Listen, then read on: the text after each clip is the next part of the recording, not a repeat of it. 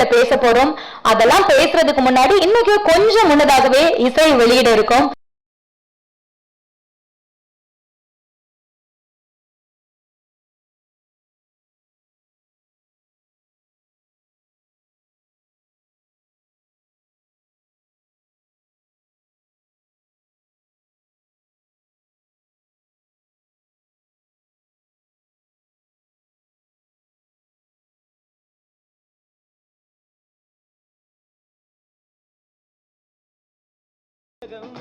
கொஞ்சம் முன்னாலே நேரில் என் தேவதை வந்தது கையில் தன் வரங்கள் தந்தது பெண்ணி என் வாழ்க்கை மாறுது. இது இனிய நாள். இது மேடையில் வீட்டிற்கும் திரைச்சிற்பிகளே, விழாவில் பங்கு கொள்ள வந்திருக்கும் நண்பர்களே, பத்திரிகை சகோதரர்களே, தொலைக்காட்சி தோழர்களே, இணையதள நண்பர்களே, உங்கள் அனைவருக்கும் என் பணிவான மாலை தமிழ் வணக்கத்தினை மகிழ்வோடு தெரிவித்துக் கொள்கின்றேன்.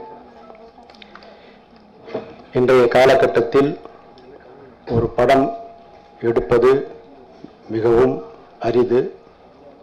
அதனினும் அரிது அதை திரைக்கு கொண்டு வந்து வெளியிடுதல். அந்த வெளியீட்டை என் உடன்பிறவா சகோதரர் ஜே.எஸ்.கே. கோபி அவர்கள் இணைந்து தயாரிப்பாளருக்கு பெரும் உதவிகரமாக உடன் துணை நின்று உதவியிருக்கிறார். ஆகவே படத்தினுடைய முன்னோட்டத்தை பார்க்கும்பொழுது ஒரு எக்ஸைட்டிங் இருக்குது, எதிர்பார்ப்பு இருக்கிறது. பாடல்கள் எல்லாம் செவி குளிர்கிறது, சிந்தை மகிழ்கிறது. ஆகவே நல்ல சூழலில் இந்த படம் திரையிடப்பட்டு மாபெரும் வரவேற்பினை அங்கிங்கெனாதபடி எங்கும் வசூலை வாரி குவிக்கும் வண்ணம் மிக சிறப்பான வெற்றி அடைந்திட என்னுடைய வாழ்த்துக்களை இணைத்து விடைபெறுகிறேன். நன்றி, வணக்கம். எல்லாருக்கும் வணக்கம். என் பேர் ஜெய்சன். இந்த படத்தின் டைரக்டர். இந்த படம் ஒரு ஹொரர் த்ரில்லர் மூவியான இதில் நடித்து நம்ம hero Nikhil sir, Rahman sir, Iniya, கோவே சார்லாம் நிறைய ஆர்டிஸ்ட் இருக்குது. இந்த ஃபங்க்ஷனுக்கு வந்த தானு சாரும் பாக்யா சாரனும் ஒரு ஸ்பெஷல் தேங்க்ஸ் இருக்குது. இந்த த்ரோட்டு சரியில்லை, அதனால பேசுறதுக்கு இந்த மாதிரி ஹீரோ கூப்பிடுது. இங்கே இருக்கும் எல்லாருக்கும் என் வணக்கம். இது என் முதல் படம். First of all, I want to thank entire crew and Danu sir and Bhagiraj sir and all the media who are here. Thanks a lot for coming and supporting us. Please support us, watch the movie. There is a lot of twist and some element is here. We have to watch. And yeah, rest is there. So it was, a long journey. Almost it took 6 months. So that's what about the story. It's a real estate background, and I'm acting as a police officer with Rahman sir. And there are a lot of artists, comedy, mixed match of many elements are there. Please do watch and support us. Thank you. Thanks a lot. இந்த படத்துக்கு எனக்கு உறுதுணையாக இருந்த தொழில்நுட்ப கலைஞர்கள், இசைக்கலைஞர்கள், கவிஞர்கள் எல்லாருக்கும் நன்றி. குறிப்பாக நன்றி சொல்ல வேண்டியது திரு நாமுத்துக்குமார் அவர்களுக்கு. அவர் இதில் 3 பாட்டு எழுதியிருக்காரு. இந்த பாட்டுக்காக நாங்கள் இங்கேருந்து ஒரு ஆந்திரா வரைக்கும் நாங்கள் போய் ஒரு ட்ராவலிங்லேயே கம்போஸ் பண்ணிட்டு வந்தோம். இங்கேருந்து போயிட்டு வர நேரத்துக்குள்ளே அந்த 3-4 ஹவர்ஸ்க்குள்ளே கார்லேயே போகும்போதே அந்த 3 பாட்டு எழுதி கொடுத்துட்டாரு. அவரோட நான் கடைசியாக அவரை சந்தித்தது அதுக்கப்புறம் நான் சந்திக்கவே இல்லை. அதுக்கப்புறம் அவரோட பிரிஞ்சம்போது தான் பார்த்தது தான். அதனால் கண்டிப்பாக இந்த சாங்ஸ் எல்லாம் அவருக்காக டெடிகேட் பண்ணணும். இந்த படமே கண்டிப்பாக அவருக்கு இது அவரோட ஆசீர்வாதம் இதுல இருக்கும். இது எல்லாத்தையும் கரெக்டாக பண்ணி கொடுத்த கடவுளுக்கு நன்றி. அனைவருக்கும் வணக்கம். ஜித்தன் டு 1 AM அதை தொடர்ந்து இந்த சதுரடி 3500 அப்படின்ற படத்தில் ஒர்க் பண்ண எனக்கு ஆப்பர்ச்சுனிட்டி கொடுத்த அந்த கடவுளுக்கு முதல்ல தேங்க்ஸ் சொல்கிறேன். என்னோட பாஸ்ட் 3 ப்ராஜெக்ட்ஸ் பார்த்திங்கன்னா நானே டேரக்டர், நானே ப்ரொடியூசர். இதுதான் ஃபஸ்ட்டு டைம் இந்த ஒரு படத்தை நான் வாங்கி ரிலீஸ் பண்ணுறேன் அப்படின்னா இந்த படம் தான் அதுக்கு ஃபஸ்ட்டு படம். முதல்ல நான் 2008 வின்சென்ட் செல்வாட்ட அசிஸ்டன்ட் டேரக்டராக ஜாயின் பண்ணேன். ஜாயின் பண்ணும்போது சார் என்கிட்ட ஒரு வார்த்தை தான் சொன்னார். நீ ஃபஸ்ட்டு டேரக்ஷன் முதல்ல கற்றுக்காதப்பா, எல்லா டிபார்ட்மெண்ட்லேயும் ஒர்க் பண்ண. ஒரு அசிஸ்டன்ட் டேரக்டராக நீ ஒரு ஃபீல்டு இப்போ இருக்கிற வேலையிலேருந்து ஒரு எக்ஸ்ட்ரீம் ஹைடெக் ஜாப் வரையும் பாரு, ஏன்னா அது வந்து உனக்கு எண்ட் ஆஃப் த டே அது வந்து உனக்கு ஒரு எக்ஸ்போஷரு, அந்த எக்ஸ்போஷர் வந்து இன்றைக்கி உனக்கு யூஸ்ஃபுல்லாக இருக்காதுப்பா, கண்டிப்பாக ஒரு நாள் சினிமாவில் யூஸ்ஃபுல்லாக இருக்கும் அப்படின்னு சொன்னார். 2008 அவர்கிட்ட சேர்ந்ததுக்கப்புறம் 2017 4 படம் நான் ஒர்க் பண்ணியிருக்கேன். காட்ஸ் கிரேஸ் இந்த 4 படமுமே சோஃபார் நான் லாஸ் அப்படின்ற ஒரு விஷயத்தை நான் பார்க்கல. இது நான் அப்கமிங் டேரக்டர்ஸுக்கு சொல்கிறேன். அப்கமிங் அசிஸ்டன்ட் டேரக்டர்ஸாக இருக்கட்டும், யார் வேணா இருக்கட்டும், சினிமா துறையில் எல்லா டிபார்ட்மெண்ட்லையும் ஒர்க் பண்ணோம் அப்படின்றது என்னோட ஒரு சின்ன சஜஷன். ஏன்னா இன்றைக்கி இருக்கிற காலகட்டத்துக்கு ஜிஎஸ்டி பிரச்சனை, பொருளாதார பிரச்சனைக்கு நம்ம எல்லா டிபார்ட்மெண்ட்லையும் எக்ஸ்போசர் இருந்தால் மட்டும்தான் சினிமாவில் சர்வே ஆக முடியும். இதை நான் ஸ்ட்ராங்காக சொல்கிறேன் இந்த மேடையில்.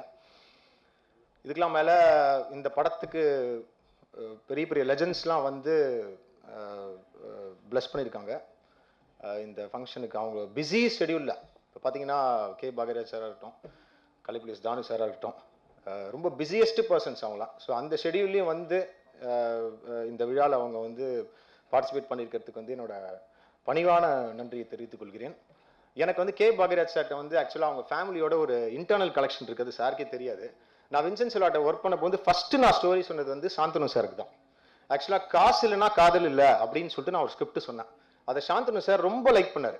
அதுக்கப்புறம் பார்த்தீங்கன்னா அந்த டைமில் வந்து இந்த கண்டேன் அப்படின்ற ஒரு படத்தில் பிஸியாக இருந்தார். இடையில நான் ஜித்தன் 2 டைரக்ட் பண்ண போயிட்டேன். சௌத்ரி சாரை பார்த்தேன், ஸ்டோரி சொன்னேன், ஸ்டார்ட் பண்ண போனார், ஜித்தன் 2 போயிட்டேன். ஸோ அந்த வகையிலையும் எனக்கு வந்து அந்த வைப்ரேஷன் வந்து கண்டிப்பாக சார் ஃபேமிலியில் எனக்கு இருக்குது. மேபி நான் ஃபியூச்சராக ஒரு சாந்தனுட்ட ஒர்க் பண்ணுன்றது என்னோட ஒரு இன்ட்ரெஸ்ட்டும் கூட. ஸோ அந்த வகையில் பாக்யராஜ் சார் நீங்கள் வந்தது வந்து எனக்கு ஒரு பிளெஸிங் இன் டிஸ்கைஸ் மாதிரி தான். ஃபஸ்ட்டு நம்ம ஒரு ஸ்கிரிப்ட் ஒரு அசிஸ்டன்ட் ரெடி பண்ண போது அந்த ஒரு துடிப்பில் போய் சொல்லுவான். அப்படி வந்து அந்த துடிப்பு இன்னும் எனக்கு ஞாபகம் இருக்குது. சாந்தனுட்ட நான் 4 o'clock எனக்கு அப்பாயின்மெண்ட் கொடுத்தாரு. கரெக்டாக 4 o'clock வந்துட்டு அப்படி பாக்யா ஆஃபீஸில் நான் போய் ஸ்கிரிப்ட் சொன்னேன், மேடம்க்கு ஃபோன் பண்ணேன், கண்டிப்பாக அதை பண்ணலாம் ராகுல், நீங்கள் இந்த படம் போயிட்டுருக்கு, அடுத்த படம் கண்டிப்பாக பண்ணலாம் அப்படின்னு வந்து அது அந்த டைமில் வந்து ஒரு எனக்கு ஒரு பூஸ்டப்பாக கொடுத்த ஒரு ஆக்டர் வந்து சாந்தனு. ஸோ அந்த வகையில் எனக்கு ஒரு பிளெஸிங் இன் டிஸ்கைஸ் தான் சாரே வந்து இந்த ஃபங்க்ஷனில் வந்து பார்ட்டிசிபேட் பண்ணி இதை பிளஸ் பண்ணது. இதுக்கெல்லாம் மேலே இந்த படத்தை பற்றி சொன்னோம் அப்படின்னு பார்த்தீங்கன்னா சதுரடி 3500 நான் கூட என்னடா இந்த டைட்டில் அப்படின்னு நினச்சேன். ஃபஸ்ட்டு வேகா இருக்க மாதிரி எனக்கு ஒரு ஃபீலிங் இருந்தது. அதுக்கப்புறம் படம் பார்த்தோன்னே தான் எனக்கு புரிஞ்சுது டேரக்டர் வந்து அப்ராப்ரியேட்டாக வந்து அந்த ஸ்கிரிப்டுக்கு ஏற்ற டைட்டில் வந்து காம்ப்ரமைஸ் ஆகாமல் வச்சிருக்காரு. இப்போ பார்த்தீங்கன்னா ஒருத்தரை வந்து ஒரு ஆடியன்ஸோட அட்டென்ஷனை வந்து நம்ம அரெஸ்ட் பண்ணுறதுக்கு நிறைய வழிகள் இருக்குது. நான் ஒரு ப்ரொடியூசராக ஒர்க் பண்ணதுனால சொல்கிறேன். நீங்கள் இப்போ வந்து ஃபார் எக்ஸாம்பிள் வந்து கொசுன்னு வைக்கலாம், எதாவது ஒன்று வைக்கலாம், இது என்னதான் டைட்டில் அப்படின்னு சொல்லி டிக்கெட் வாங்கி பார்க்குற அந்த ஒரு புல்லிங் கெப்பாசிட்டி இருக்குது. பட் அதெல்லாம் இல்லாமல் கண்டிப்பாக இந்த ஸ்கிரிப்டுக்கு இந்த டைட்டில் தான் ஆப்ட் அப்படின்னு சொல்லி ஒர்க் பண்ணுற டேரக்டர்ஸ் வந்து ரொம்ப ஃபியூ. ஸோ அந்த வகையில் வந்து டேரக்டருக்கு வந்து என்னோட ஒரு personal thanks and personal congrats. Apart from that வந்து எனக்கு ஒரு சின்ன வருத்தம். நான் தான் இந்த படத்தை ஆக்சுவலாக ரிலீஸ் பண்ணுறேன். நான் இந்த பாஸ்ட் 3 ஃபிலிம்ஸை வந்து நான் அபிராமி சாரோட டைப் பண்ணி தான் ரிலீஸ் பண்ணியிருக்கேன். ஸோ ஃபார் நாங்கள் ஒர்க் பண்ண ஸ்ட்ராட்டஜிஸ் பார்த்தீங்கன்னா எங்களுக்கு லாஸ் ஆகலை. அதனால தான் அபிராமி சார் வந்து எனக்கு தொடர்ந்து எல்லா படங்களையும் வந்து எனக்கு ஹெல்ப் பண்ணுறாரு ரிலீஸ்க்கு. ஆனால் எனக்கு ஒரு சின்ன வருத்தம், ஒரு சின்ன கோரிக்கை கூட சொல்லலாம் இந்த மேடையில். ப்ரெஸ் நண்பர்கள்ட்ட தான் அந்த ஃபஸ்ட்டு கோரிக்கை சொல்லுவேன். ஏன்னா எனக்கு ரிசல்ட் வந்து நான் சங்கம் இதெல்லாம் நம்புறதே கிடையாது. ப்ரெஸ்ஸை ரொம்ப நம்புவேன். ப்ரெஸ் பீப்புளுக்கு என்னை பற்றி தெரியும், நான் சில அதர் அஃபேர்ஸில் இருக்கிறதுனால அவங்களுக்கு தெரியும். இந்த ஃபங்க்ஷனுக்கு வந்து ஹீரோயின் வராதது வந்து ஒரு பெரிய ட்ராபேக்னு தான் சொல்லுவேன். என்ன ரீசன் அப்படின்னு பார்த்தீங்கன்னா, ஒரு ஹீரோயின் வந்து அந்த ப்ரெசன்டேஷன் கொடுக்க போகிறது அதுக்கு ஒரு ஆடியன்ஸ் கண்டிப்பாக இருக்காங்க. ஸோ இனியா வந்து இந்த ஃபங்க்ஷனுக்கு வராதது வந்து ஒரு பெரிய வருத்தம் எனக்கு. நான் இன்வெஸ்ட் பண்ணுறேன், நான் ரிலீஸ் பண்ணுறேன் அப்படின்ற போது வந்து நான் பெருசாக எதிர்பார்க்க மாட்டேன். நாங்கள் எதிர்பார்க்கறது என்ன அப்படின்னு பார்த்தீங்கன்னா, அந்த க்ரூலேன்னு வந்து ஒரு கீ மெம்பர்ஸ் அப்படின்னா வந்து ஹீரோயின் வந்து கீ மெம்பர் தான். அந்த மதிப்பு தான் நாங்கள் வச்சிருக்கோம். அப்படின்ற போது அந்த மதிப்பு அவங்களும் ஈக்குவலாக வைக்கணும். ஒரு ப்ரொடியூசர் நினைச்சாதான் டேரக்டர். ஒரு ப்ரொடியூசர் இல்லாமல் எதுவுமே கிடையாது. ப்ரொடியூசர் வந்து எப்பயுமே மெழுகுவத்தி மாதிரி இருக்காங்க, வெளிச்சத்தை கொடுத்துட்டு மற்ற தன்னைத்தானே அழிச்சுக்கிட்டு. ஸோ அப்படின்றது வந்து எங்களுக்கு ரொம்ப பெரிய மன வருத்தம். சுபாஷ் சார் சொன்ன மாதிரி எனக்கு பர்சனலாக ரொம்ப வருத்தம் தான். பட் இருந்தாலும் வந்து நான் ஆஸ் ரிலீஸ் பண்ணுற பர்சனாக வந்து அதர் ஸ்ட்ராட்டஜிஸ் கண்டிப்பாக யூஸ் பண்ணுவேன். ஒரு படத்தை ப்ரொமோட் பண்ணுறதுக்கு எப்படி அதை பண்ணணுமோ அது எனக்கு தெரியும். அதை நான் கற்றுட்டு இருக்கேன். சினிமாலே தான் இருக்கேன். 17 hours ஒரு நாளைக்கு வேலை செய்கிறேன், 6 hours தான் தூங்குறேன். ஸோ அதனால வந்து அது வேற விஷயம். பட் இருந்தாலும் அவங்க வந்திருந்தாங்கன்னா ஒரு ஆடட் வேல்யூவாக இருந்திருக்குன்றது தான் என்னோட ஒரு ஆப்ளிகேஷன். இந்த ஒரு கோரிக்கையாக வந்து நான் ப்ரெஸ்ஸுக்கு வைக்கிறேன். அதுக்கப்புறம் அது என்னது நடிகர் சங்கத்துக்கு வந்து இது ஒரு கோரிக்கையாக வைக்கிறேன். அவங்க ஏதாவது ஒரு ரிசல்ட் கொடுத்தாங்கன்னா ரொம்ப நல்லாயிருக்கும். ஏன்னா பார்த்தீங்கன்னா அவ்வளோ பிஸி ஷெடியூல்லையும் வந்து தானு சாரும் ஒரு பிளெஸிங் இன் டிஸ்கைஸ் கே பாக்யராஜ் சாரும் வந்து வராங்கன்னா அதான் எங்களுக்கு பூஸ்டப். அதான் எங்கள் எல்லாருக்குமே பூஸ்டப். வேறு எதுவுமே எங்களுக்கு பூஸ்டப்பே கிடையாது. இப்போ அவங்க வந்து வராங்க, நம்மளை பார்ட்டிசிபேட் பண்ணுறாங்க அப்படின்றது எல்லாருக்கும் ஒரு மகிழ்ச்சி. அவ்வளோ கோடி செலவு பண்ணதுக்கப்புறம் அந்த மகிழ்ச்சி அதில் தான் அடங்கியிருக்கு. படம் ஓடுறதுலையோ மற்ற விஷயத்துலையோ கிடையாது. ஸோ அது வந்து எனக்கு வந்து பர்சனலாக இந்த படத்தை நான் எடுத்து பண்ணுறேன்றதுல வந்து எனக்கு ஒரு டிஸ்கஸ்டிங்கான, it's completely disgusting for me that Iniya hasn't even attended the call or neither she hasn't had any responsibility for the producer. இப்போ எனக்கு I am a different person, okay, அப்போ நான் வந்து I'm just releasing the film, but as a producer he is completely hurt and Inia has to answer this and she is responsible for this. மற்றபடி எனக்கு ஒரு பெரிய ஆப்பர்ச்சுனிட்டின்னு தான் நினைக்கிறேன் இந்த படத்தை நான் ப்ரொமோட் பண்ணி ரிலீஸ் பண்ணுறதுல. மற்றபடி இந்த படத்துக்கு எனக்கு ஹெல்ப் பண்ண டிஸ்ட்ரிபியூட்டர்ஸ் மதுரை அன்பு சாராக இருக்கட்டும், தானு சாராக இருக்கட்டும், அபிராமி சாராக இருக்கட்டும், எல்லாருக்கும் வந்து எப்பயுமே நான் கடமைப்பட்டிருக்கேன். படத்தில் வந்து பார்த்தீங்கன்னா இது ஒரு horror thriller film. Usual horror film மாதிரி இல்லாமல் இதில் வந்து அந்த சஸ்பென்ஸ்ன்ற கான்செப்டை வந்து கொஞ்சம் டிஃப்ரெண்ட்டாக ஒர்க் பண்ணியிருக்காரு டேரக்டர். கண்டிப்பாக அந்த சஸ்பென்ஸ் நாட் வந்து எல்லா ஆடியன்ஸுக்கும் பிடிக்கும், ஏபிசி எல்லா ஆடியன்ஸுக்கும் பிடிக்கும். அதே மாதிரி படத்தில் வந்து ஒரு நெகட்டிவ் எலிமெண்ட்டோ ஒரு something to pull the audience அப்படின்ற ஒரு கண்டென்ட்டோ ஒரு அடல்ட் எலிமெண்ட்டோ எதுவுமே இல்லை. it is a mixture of all the good elements. கண்டிப்பாக படம் it's a good film. according to me it's a good film. கண்டிப்பாக ஆடியன்ஸும் அதை ரேட் பண்ணுவாங்கன்னு நினைக்கிறேன். மற்றபடி once again I thank the press people and all of them for this support and I sincerely personally honestly thank K. Bhagaraj sir and Danu sir for coming and presiding over this function. Thank you. என்னுடைய அன்பு சகோதரரும் தமிழகத்தில் குடும்ப கதைகளை எப்படி ஒரு நளினமாக நகைச்சுவையாக மக்கள் விரும்பி ஏற்றுக்கொள்ளுகிற வகையிலே கொஞ்சம் கொஞ்சம் கவர்ச்சி, செக்ஸ் அல்ல, கவர்ச்சி கலந்து மக்களுக்கு தந்த ஒரு மாபெரும் இயக்குனர், கதாநாயகன் என் அன்பு சகோதரர் பாக்யராஜ் அவர்களே, அற்புதமான கவிஞர் என் அருமை தம்பி பரிசூடன் அவர்களே, எடிட்டர் சுபாஷ் அவர்களே, என்று எல்லாவற்றுக்கும் இழிக்காத ராமதாஸ் அவர்களே,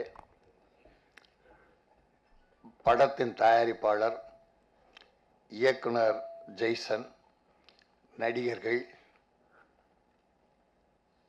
எல்லோருக்கும் என்னுடைய வணக்கம். அதிகமாக நான் மன்னிப்பு கேட்டு பழக்கம் இல்லை, ஏன்னா தப்பு பண்ணுறதில்ல. இப்போ நான் மன்னிப்பு கேட்குறேன்னா, தயாரிப்பாளர் சங்கத்தில் திடீர்னு ஒரு கூட்டம் கூப்பிட்டாங்க. 5 மணிக்கு ஃபோன் பண்ணாங்க. எங்கள் அண்ணன் என்னுடைய சகோதரர் பாக்யராஜ் கேட்கணும், எல்லாரும் கேட்கணும், என்ன கொடுமை தயாரிப்பாளர்னு இங்கே கூட பேசலாம், அது எங்கே போய் பேசுறது, என்ன மீட்டிங் நான் அங்கே போன பிறகு தான் கேட்டேன்.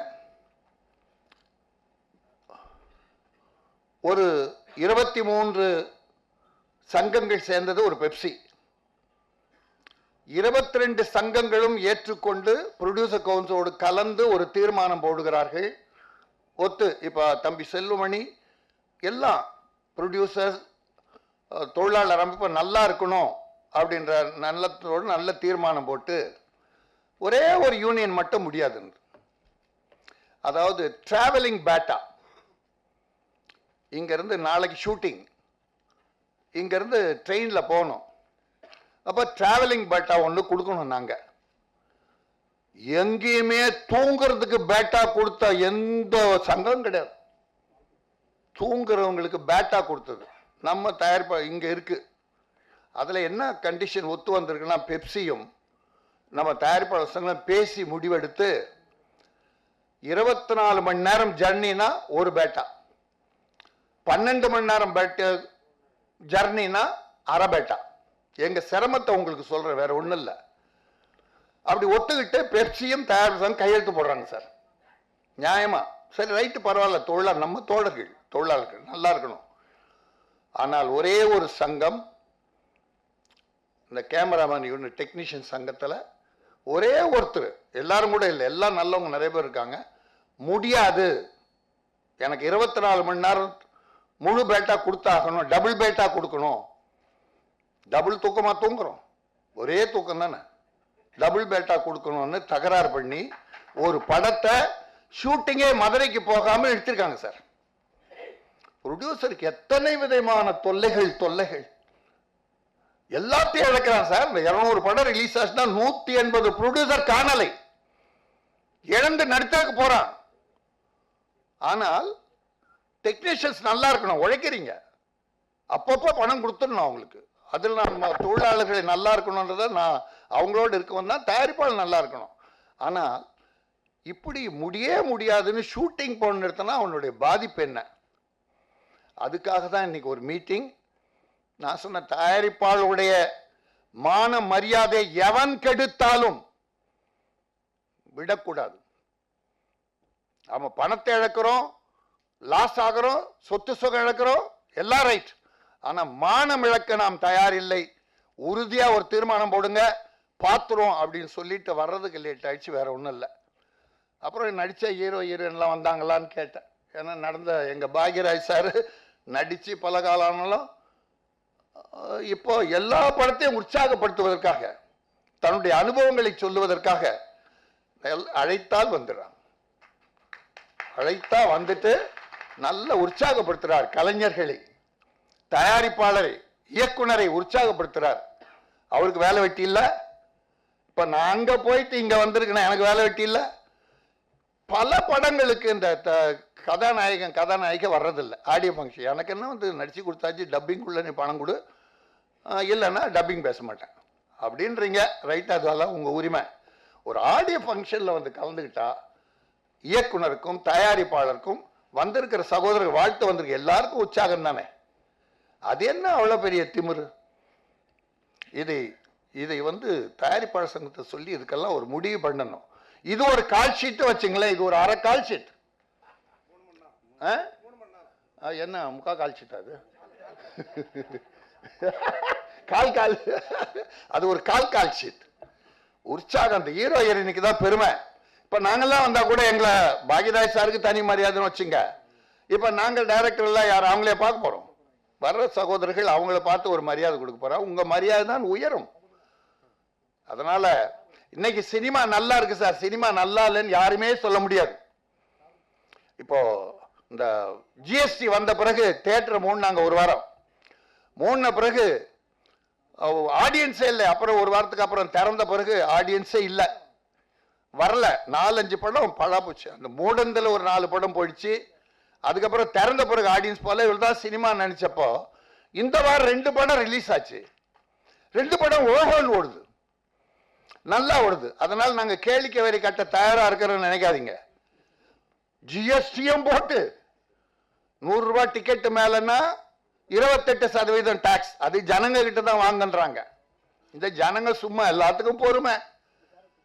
அப்புறம் 100 ரூபாய்க்குள்ள டிக்கெட்னா 18%. அதுல பாதி தமிழக அரசுக்கு, 28னா பாதி 14, 18னா பாதி 9. அது ஜிஎஸ்டியில தமிழக அரசுக்கு தர்றாங்க. ஆனா அது போதாது, தமிழக அரசு 30% கேளிக்கேரி வேணும் தான். எதுக்கு இப்ப எக்ஸ்ட்ரா 9 வருது, 9, 18 வருது இல்லை உனக்கு? இந்தியா பூரா கேளிக்கை வரி எடுத்துடுறாங்க சார். கேளிக்கை வரி கிடையாது, ஒன்லி ஜிஎஸ்டி தான் இந்தியா பூரா. அதுலயும் கேரளா, கர்நாடகா, ஆந்திராலாம் அந்த 9% எவ்வளவு அவங்க ஜிஎஸ்டிக்கு அவங்க ஸ்டேட்டுக்கு வர்ற பங்க ப்ரொடியூசர் கொடுக்குறாங்க. அது சினிமா உலகத்தை வாழ வைக்கிறதா? இங்க புரட்சி தலைவர் எம்ஜிஆர், புரட்சி தலைவி அம்மா, அம்மா ஆட்சின்னு சொல்றோம். கலைஞர், டாக்டர் கலைஞர் எவ்வளவு சலுகை கொடுத்தாரு சார் சினிமாவுக்கு, மானியத்தை உயர்த்தி கொடுத்தாரு. ஆக அப்படி இருக்கும்போது எதுக்கு கேளிக்கை வரி? நகராட்சிக்குன்றீங்க, அப்புறம் சென்சார். தயவுசெய்து நீங்க கேட்கணும், உங்களுக்கு எல்லாம் தெரியும், எல்லா கஷ்டமும் உங்களுக்கு தெரியும். இப்போ நாங்க படம் முடிச்ச உடனே சார் ஃபர்ஸ்ட் காப்பி ரெடியான சென்சார் போடுறோம். ஐயோ இந்த சென்சார் பண்றான் பாருங்க, கொடுமை. சென்சார் கொடுமை பண்றான் சார். சர்டிஃபிகேட் படம் பார்க்கறதுக்கு ஒரு 3 மாசம். இப்போ மெயிலில் விட்டான், ஆன்லைன்ல வரணுமா 3.5 மாசம் ஆகுது. சரி, அவன் பார்த்துட்டு யூ சர்டிஃபிகேட் கொடுத்தா அதை நாங்கள் ஸ்டேட் கவர்மெண்ட்டுக்கு போடணும். அவன் ஒரு 7 பேர் கமிட்டியை போட்டுறான். அவன் 7 பேர் கமிட்டி இந்த படம் பார்க்கறதுக்குள்ள ஒரு 7 மாசம் ஆகுது. அப்படி படம் பார்க்க வந்தாலும் அவன் என்ன கேட்கறான், எங்களுக்கு செலவு எப்படி ஏறுதுன்னு பாருங்க. என் ப்ரொடியூசர் படுற அவஸ்தை அதுக்கு சொல்றேன். ஏன்னா நம்ம சகோதரர்கள் இவங்க புரிஞ்சுக்கணும்னு சொல்றேன். ஃப்ரேம் 4 ஃப்ரேமா 4 ஃப்ரேம்ல போடு. சாரி 4 ஃப்ரேம்ல போட்டா அங்க வர்ற 7 பேருக்கும் நைட்டுக்கு ஆளுக்கு 500 ரூபா 600 ரூபா பார்சல் கட்டுங்கிறாங்க சார். பார்சல் சார், அவங்க சாப்பிட்டது போக பார்சல் வீட்டுக்கு ஓட்டு போறாங்க சார் அந்த கமிட்டி. சரி, அதோட பரவாயில்ல, கேளிக்கை வரி கிடைக்குன்னா அங்க ஒருத்தனுக்கு நாங்க நொட்டணும். எவ்வளவு சின்ன படம் போன வாரம் வாங்கியிருக்காங்க சார், சின்ன படத்துக்கு 5 லட்சம். பாவை என் சகோதரன் ரிலீஸுக்கு படுற பாடு இருக்க, அவங்கிட்ட 5 லட்சம். அஜித் படம்னாக்கா 1 கோடி, விஜய் படம் 1 கோடி கொடு. என்னடா கேளிக்கை வரி ரத்தம். ஒரு மந்திரி சொல்லியிருக்காரு முன்ன 2 வருஷத்துக்கு முன்னால, மந்திரியுடைய புள்ளதான் புரோக்கர். அதுக்கு அப்போ நான் சன் நியூஸ் வாத மேடையில சொன்னேன் இதை. இப்பவும் சன் நியூஸ்ல இத புதிய தலைமுறை சொன்னேன், தந்தி டிவியில போன வாரம் சொன்னேன். யார? ஒரு எம்பி அன்வர் ராஜாவா, அவரை வச்சுக்கிட்டு சொன்னேன். எதுக்காக கேளிக்கை வரி போடுறாங்க தெரியுமா? நகராட்சி கொடுக்கறதுக்கு இல்ல. இந்த படம் பார்த்த பிறகு கேளிக்கை வரி ரத்துன்னு சொன்னா இவருக்கு அமௌண்ட் கொடுக்கணும். நடக்குது, இப்பதான் வாதங்கள் இப்ப நடக்குது. நான் என்ன சொல்றேன், சினிமாவை காப்பாற்றணும். எம்ஜிஆர் வந்தது, ஜெயலலிதா வந்தாங்க, கலைஞர், இந்த சினிமாக்காரங்க ஆட்சி தான் நடந்துகிட்டு இருக்கு. இப்ப அங்க இருந்து எங்க கிட்ட அதுக்கு கஷ்டப்படுத்துற, எக்ஸ்ட்ரா எதுக்கு வாங்குற? எங்க கிட்ட வாங்காத, கேளிக்கை வரி எடு. சினிமாவை காப்பாற்றணும்னா கேளிக்கை வரி எடு என்பதை நான் தமிழக முதல்வருக்கு வேண்டுகோளாக வைத்து, இந்த படம் சதுரடி 3500. போன வாரம் அண்டாவை காணன்னு ஒரு படம், நல்லா இருக்கு படம். அதுக்கு வந்தேன். நீ டைரக்டர் ப்ரொடியூசர் அண்டாவை காணணும் கவலைப்படுற? எங்க நாட்டில் நிலத்தையே காணும், பில்டிங்கை காணும், கிணத்தை காணும், மண்ணை மலடி ஆக்கிட்டான், காத்த கரியாக்கிட்டான், நீரை நிர்மூலமாக்கிட்டான், அரசியல்வாதி வந்து கொள்ளடிச்சிட்டான், தாது மணல் அது இதுன்னு கொள்ளடிச்சிட்டான், எதையுமே காணும். தமிழ்நாட்டு மான மரியாதை போச்சு. பெங்களூர்ல இருந்து இந்தியா போற நாருது. ஆனா போய் ஒரு அண்டாவை காணுன்னா நல்ல காமெடி படம் அப்படின்னு பேசினேன். ஆனா இங்க என்ன பேசுறேன்னா 3500 சதுரடி. இன்னைக்கு பல ரவுடிஸ், இந்த ஏரியா தாதாக்கள், ஒரு ரியல் எஸ்டேட் பண்றவனை மிரட்டி, ஒரு ஐயோ இந்த கார்பரேஷன் கவுன்சிலர் இருந்தான் பாருங்க, ஒரு பிளான் வாங்கி பணம் செலவு பண்ணி, சார் பிளான் வாங்கியிருப்பா எம்எம்டிஏ கார்பரேஷன்லாம், மண்ணை கொட்டினா போன கவுன்சிலர் ஒருத்தன் அனுப்புறான், அவன் சதுரடிக்கு பணம் கேட்கறான். கவுன்சிலர் ஒரு ஓட்டு வீட்டில் இருந்த பையன் 5 வருஷம் முடிச்சுட்டு போனா 5 கோடி இல்லாம வீட்டுக்கு போக மாட்டேன்றான் சார். அப்படி நாடு கேவலமாயிடுச்சு. நீங்க என்ன சொல்ல போறீங்கன்னு தெரியல இந்த 3500 வச்சு. ஆனா இது ஒரு கொள்ளை கூட்டத்தை கண்டிக்கிற படம்னு ஒரு சைடா ஒரு லைன் சொன்னாங்க.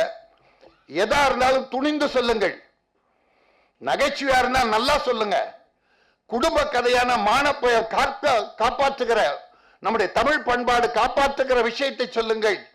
அக்கிரமம் செய்வர்களை கேட்பதால் துணிந்து சொல்லுங்கள். அச்சமில்லை அச்சமில்லை அச்சம் என்பதில்லையே.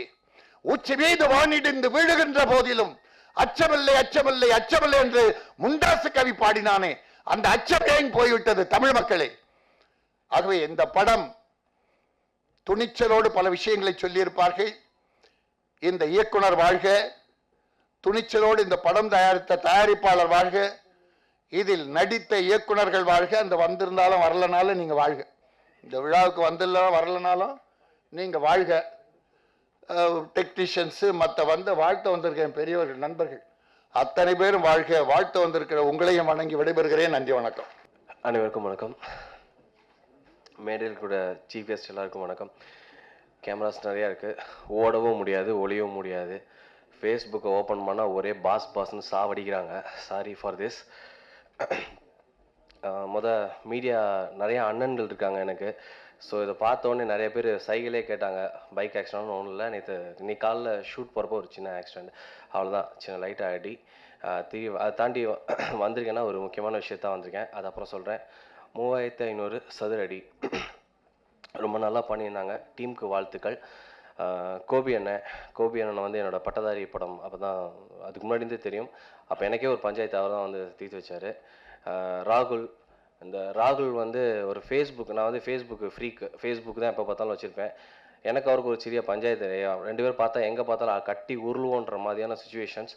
இப்போ சமீபத்தில் என் படப்பிடிப்புக்காக திருவனந்தபுரம் போனேன் போன மாதம். அதே அதில் அவரும் வந்தார். நாங்கள் 2 பேர் பார்த்தா ஏர்போர்ட்லேயே அடித்து சண்டை போட்டுருவோம்னு நினச்சிட்டு கோபி என்ன கூட வந்து நின்ட்டார்.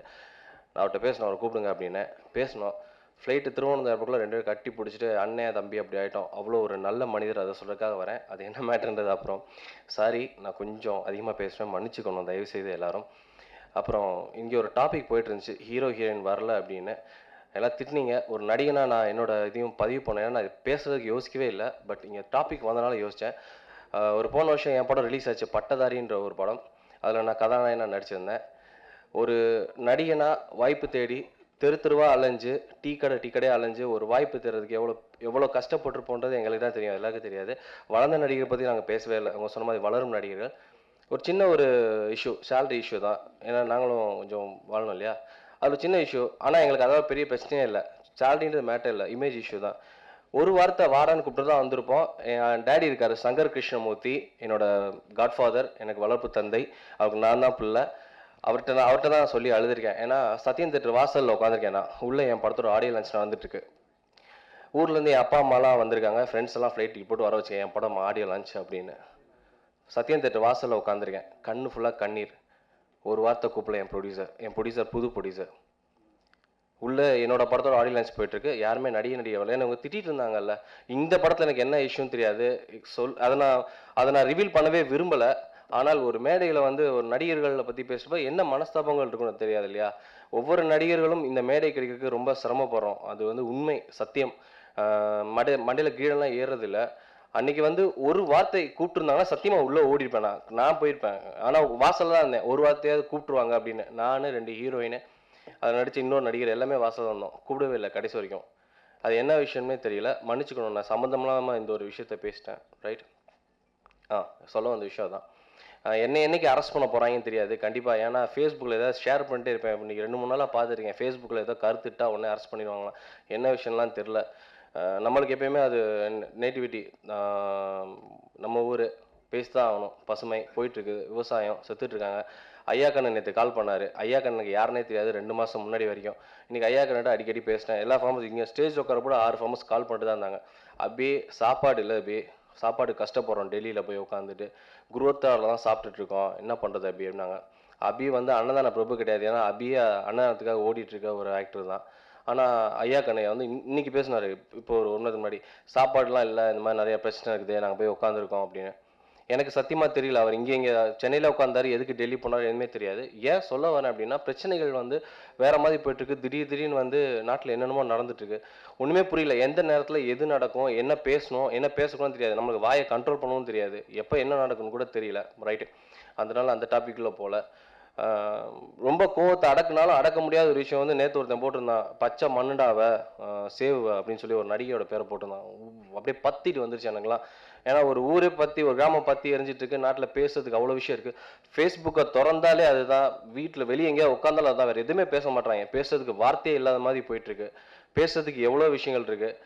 அதை பேசுறதுக்கு யாரும் தயாரும் இல்லை, தைரியமும் இல்லை. ஏன்னா இன்றைக்கி இருக்க சுச்சுவேஷன்ஸ் அந்த மாதிரி இருக்குது. ரைட். நான் தேவையில்லாத நேரத்தில் தேவையில்லாத டாபிக் பேசக்கூடாது. இங்கே வந்ததுக்கான காரணத்தை நான் சொல்லிடுறேன். இன்றைக்கி என்னால் வர முடியாத சுச்சுவேஷன், வரக்கூடாதுன்னு கூட சொல்லலாம். டாக்டர் ரொம்ப ஸ்ட்ரிக்டாக தான் சொன்னார். உனக்கு வந்து பிளட்டு கிளாட் ஆகிருக்கு மண்டையில், நீ எங்கேயும் போகக்கூடாதுன்னு. அதேமாரி இங்கே வந்திருக்கேன்னா ஒரு முக்கியமான ஒரு காரணத்தை உங்களுக்கு நான் வந்து பதிவு பண்ணணும் தான். தயாரிப்பாளர் வந்து கஷ்டப்படுறாங்க அப்படின்ற மாதிரிலாம் விஷயங்கள் சொல்லிட்டு இருந்தாங்க. ஒரு தயாரிப்பாளர் நம்ம தமிழ்நாடு தயாரிப்பு சங்கத்தை சேர்ந்த ஒருத்தர், அவரை பற்றி ஒரு 2 நாளைக்கு முன்னாடி தான் ஒரு செய்தி கேள்விப்பட்டேன். எனக்கு ஒரு ஃபோன் கால் வந்தது. சக்திவேல் அப்படின்ற என்னுடைய நண்பர் வந்து எனக்கு கால் பண்ணார். அபி பார்த்துட்டு இருந்தேன், உன்னோட இதெல்லாம் பார்த்துட்ருக்கேன், எனக்கு நீ ஹெல்ப் பண்ணணும். என்னென்ன அப்படின்னு. மன்னிக்கணும், ஸ்டேஜில் இருக்கவங்க மன்னிக்கணும், படக்குழுவும் சரி எல்லோரும் மன்னிக்கணும். ஏன் அப்படின்னா, எனக்கு கால் வந்தது. சொல்லுங்கள் சார் அப்படின்னு ஒரு விஷயத்த சொன்னார். சொன்னதுக்கப்புறம் அது உண்மையான கன்ஃபார்ம் பண்ணேன். அது கன்ஃபார்ம். அது உங்கள் முன்னாடி சொல்லணும். ஏன்னா தயாரிப்பாளர்கள் சங்கத்தை சேர்ந்த நிறைய மூத்த நிர்வாகிகள், ஐயா வயந்தவங்கள்லாம் வந்திருக்கிறாங்க. உங்களோட பெர்மிஷனோட ஒருத்தரை கூப்பிட்றேன். இவர் பேர் வந்து பார்த்திபன். நமது தயாரிப்பாளர் சங்கத்தில் ஒரு உறுப்பினராக இருக்காராம். எனக்கு இவரை நான் முன்ன பார்த்ததில்லை, இப்போ தான் பார்க்குறேன். அவர் என்ன விஷயம்னா, அவருடைய 14 வயது மகள் வந்து திடீர்னு கேன்சரில் அஃபெக்ட் ஆகிட்டாங்க. புற்றுநோய் பிரச்சனை, படுத்த படுக்கை ஆகிட்டாங்க. இவர் 40 லட்ச ரூபா ஸ்பெண்ட் பண்ணி படம் எடுத்து அந்த படமும் நிற்கிது. அதே நேரத்தில் இந்த குழந்தைக்கும் சரியான ஒரு விஷயம் பண்ண முடியல. இன்றைக்கி ரொம்ப வருத்தத்தில் இருக்காங்க. ஒரு 20 நாளைக்கு முன்னாடி விஷால் அண்ணன் கூப்பிட்டு வந்து அவருக்கு ஒரு 40,000 ரூபா கொடுத்தாங்க. 40,000 ரூபா கொடுத்துருக்காங்க அப்படின்னு சொல்லி சொன்னாங்க. முந்தா நேற்று எனக்கு இந்த தகவல் வந்தது. நான் ஷூட்டிங்கில் இருக்கேன், வலசரவாக்கத்தில் என் படம் போயிட்டு இருந்தது. டைரக்டர்கிட்ட சார் ஒரு நிமிஷம் ஷூட்டிங் இருப்பேன் சார், ஒரு நிமிஷம் பேசிட்டு வந்தேன். உடனடியாக தெரிந்த ஒரு சில நண்பர்கள்ட்ட பேசினேன். அது என்ன அப்படின்னு பார்த்தீங்கன்னா, இந்த ஆடியோ லான்ச் கரெக்டாக வந்தது. அப்போ வந்து கோபி அண்ணனும் ராகுலும் நல்ல ஃப்ரெண்ட் ஆகிட்டாங்க, கூப்பிட்டாங்க. அப்படி இந்த மாதிரி ஆடியோ லான்ச் பிளான் பண்ணியிருக்கேன், விவசாயிகளுக்கு எதாவது பண்ணலாமான்னு. அப்போ தான் ஐயா கண்ணு வந்து ஃபோன் பண்ணியிருந்தாரு, சாப்பிட்றதுக்கு எதுவும் இல்லை. அப்படி யோசிச்சுருந்த டயத்தில் இவர் வந்து கால் பண்ணாங்க. தப்பாக எதுவும் சொல்லிட்டேன்ற மாதிரி நீங்கள் எடுத்துக்க வேணாம். சூழ்நிலை உண்மை என்னமோ அந்த விஷயத்தான் நான் சொன்னேன். இந்த மாதிரினே அவங்க விவசாயிகள் போடுறாங்க, நம்ம உதவி பண்ணுவோம். அதை விட வந்து ஒரு குழந்தை வந்து உயிருக்கு போராடிட்டு இருக்கு, அதுவும் தயாரிப்பாளர் சங்கத்தை சேர்ந்த ஒரு நிர்வாகி. நம்ம எதோ பண்ணுறோம், வறுமையில் இருக்கவங்களும் சரி, போராடுறவங்களும் சரி போராடலாம். ஆனால் கொஞ்சம் வாழ்ந்தவங்க வந்து கொஞ்சம் கஷ்டப்பட்டா முடியலன்னு சொன்னேன். அவங்க வந்து அதுக்காக ஒதுக்கிய தொகையை அப்படியே சேர்த்து என்னுடைய நண்பர்கள்ட்ட கேட்டேன். உடனடியாக என்னால் முடிந்த 1 லட்சம் ரூபாயை திரட்டிட்டேன். சின்ன ஒரு உதவி. அதை வந்து நான் மட்டும் இல்லை, சத்தியமாக நான் இல்லை, அதை கொடுக்கறதுக்காக என்னுடைய சாயம் பட இயக்குனர் ஆண்டனி அண்ணனை வந்து கூப்பிட்றேன். தயவுசெய்து மன்னித்துக்கணும் மேடையில் இருக்கவங்க. இப்போ பண்ணிட்டு இருக்க படத்தோட இயக்குனர் மனோ அவர்களையும் மேடைக்கு கூப்பிட்றேன். மனோ சார். அண்டு கடந்த வாரம் வந்து நான் ஒரு காஃபி டே ஓப்பன் பண்ணேன். அப்போ வந்து விவசாயிகளுக்கு ஹெல்ப் பண்ணணும்னு சொன்னோன்னே அதுக்கு ஒத்துக்கிட்ட காஃபினோவை சேர்ந்த நண்பர் அவரையும் மேடைக்கு கூப்பிட்றேன். இவங்களோட சேர்ந்து கோபி அண்ணனும் ராகுல் அண்ணனும் மேடைக்கு வரணும் ப்ளீஸ். கோபி அண்ணே, ராகுல் அண்ணே. ஓகே, ஏன்னா செக்கு கொடுத்தா அது வந்து சரியாக செட் ஆகாது அப்படின்றதுனால ரெடி பண்ணி காசாகவே ரெடி பண்ணியாச்சு. அதுக்கான தொகை வந்து திரு பாக்யராஜ் சார் அவர்கள் முன்னிலை இவங்க எல்லாருமே அவர்கிட்ட கொடுப்பாங்கன்ற விஷயத்த நான் சொல்லி.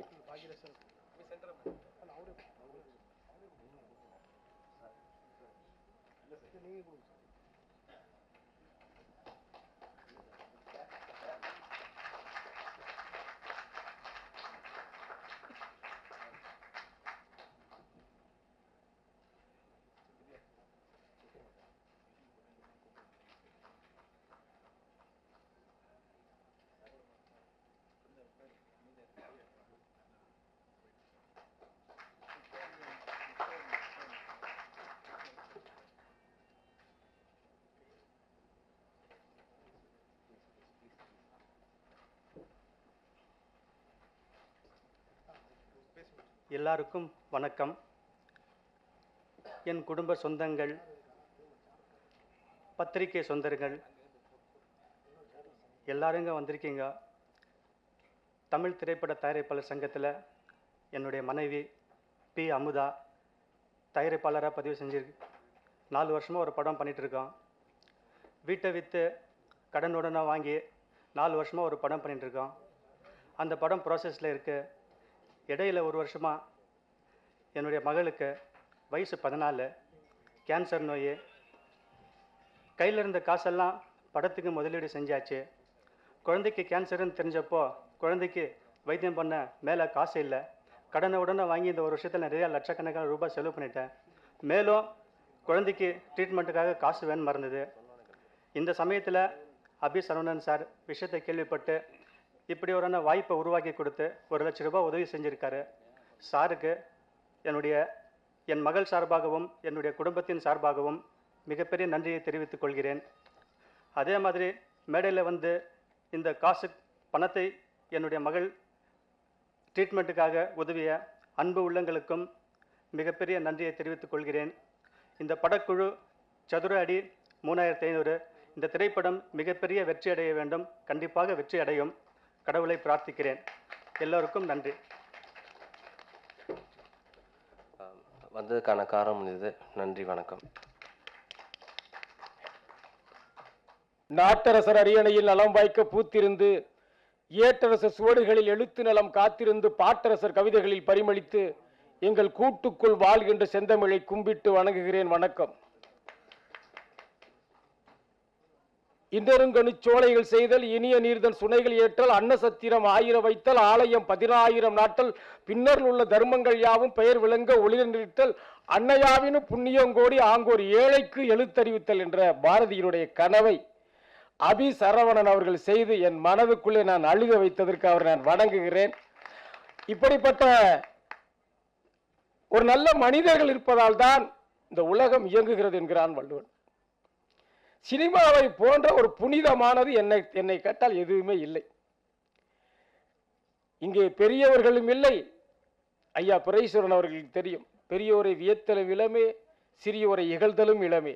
இங்க யாருமே ஆண்டான் இல்லை, இங்க யாருமே அடிமை இல்லை, இங்க யாருமே குடிமக்கள் இல்லை, இங்க யாருமே கோல் வச்சுக்கிறவன் இல்லை.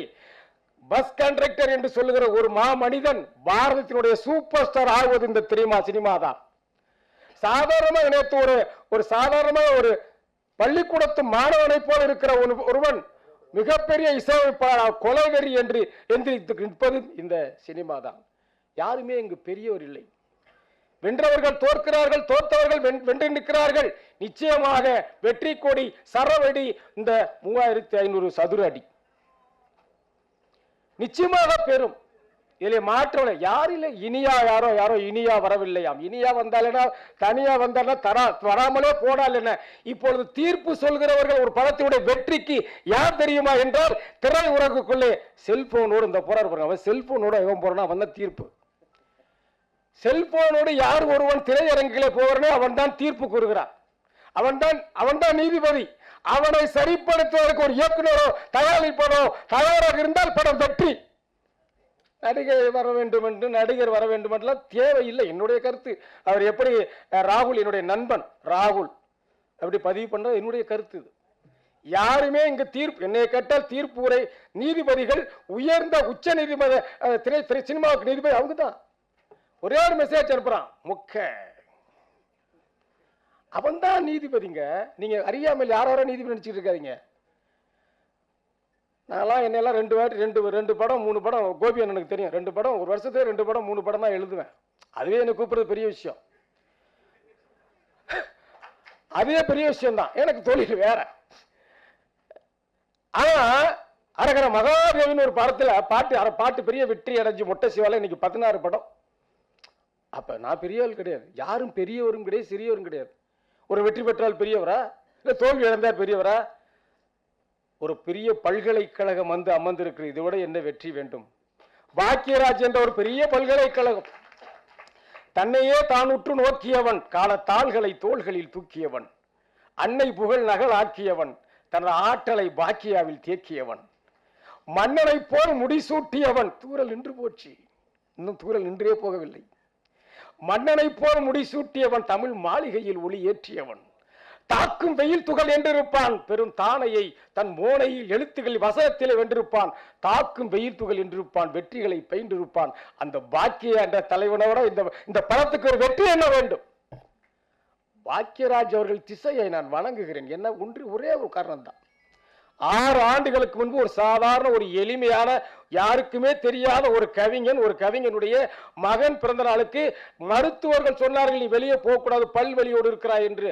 அந்த சாதாரணமாக அறியப்படாத ஒரு கவிஞனுக்கு அவன் மகனை போய் வாழ்த்தி அவனுக்கு மோதிரம் அணிவித்தவர் இந்த பாக்கியராஜ். அந்த கவிஞன் நான் தான், என் மகனுக்கு மோதிரம் அணிவித்தவர் அவர் தான். ஒரே ஒரு கவியரங்கத்தில் நேரா பார்த்தார், அவ்வளவுதான். வருத்தப்பட்டாங்க கோபி அவர்கள், அவர் ராகுல்ல வருத்தப்பட்டாங்க, வரவே இல்லைன்னு. ஏங்க மாமேதி வந்து உட்கார்ந்துருக்காங்க, ராஜன் என்று எவ்வளவு பெரிய ஆளு, தானு அண்ணன் சுபாஷ் பார்த்தா துப்பாக்கி சுடுறாப்புல பேசுறாரு. AK-47 கூட அவர் அந்த பாருங்க, அவரே ஒரு அழகான ஒரு கதாநாயகன் மாதிரி. இவர்ல கதாநாயகன் நடிக்கிறதா பல பேர் கதாநாயகன் வரிசையா சொல்லிட்டே போலாம். ராமதாஸ் அவர்கள் தமிழ் திரையுலகத்தில் அவர் தயாரிப்பாளரா நடிகரா எனக்கு ஒரு குழப்பமா இருக்கு. ஆனா மிகப்பெரிய கவிஞர்.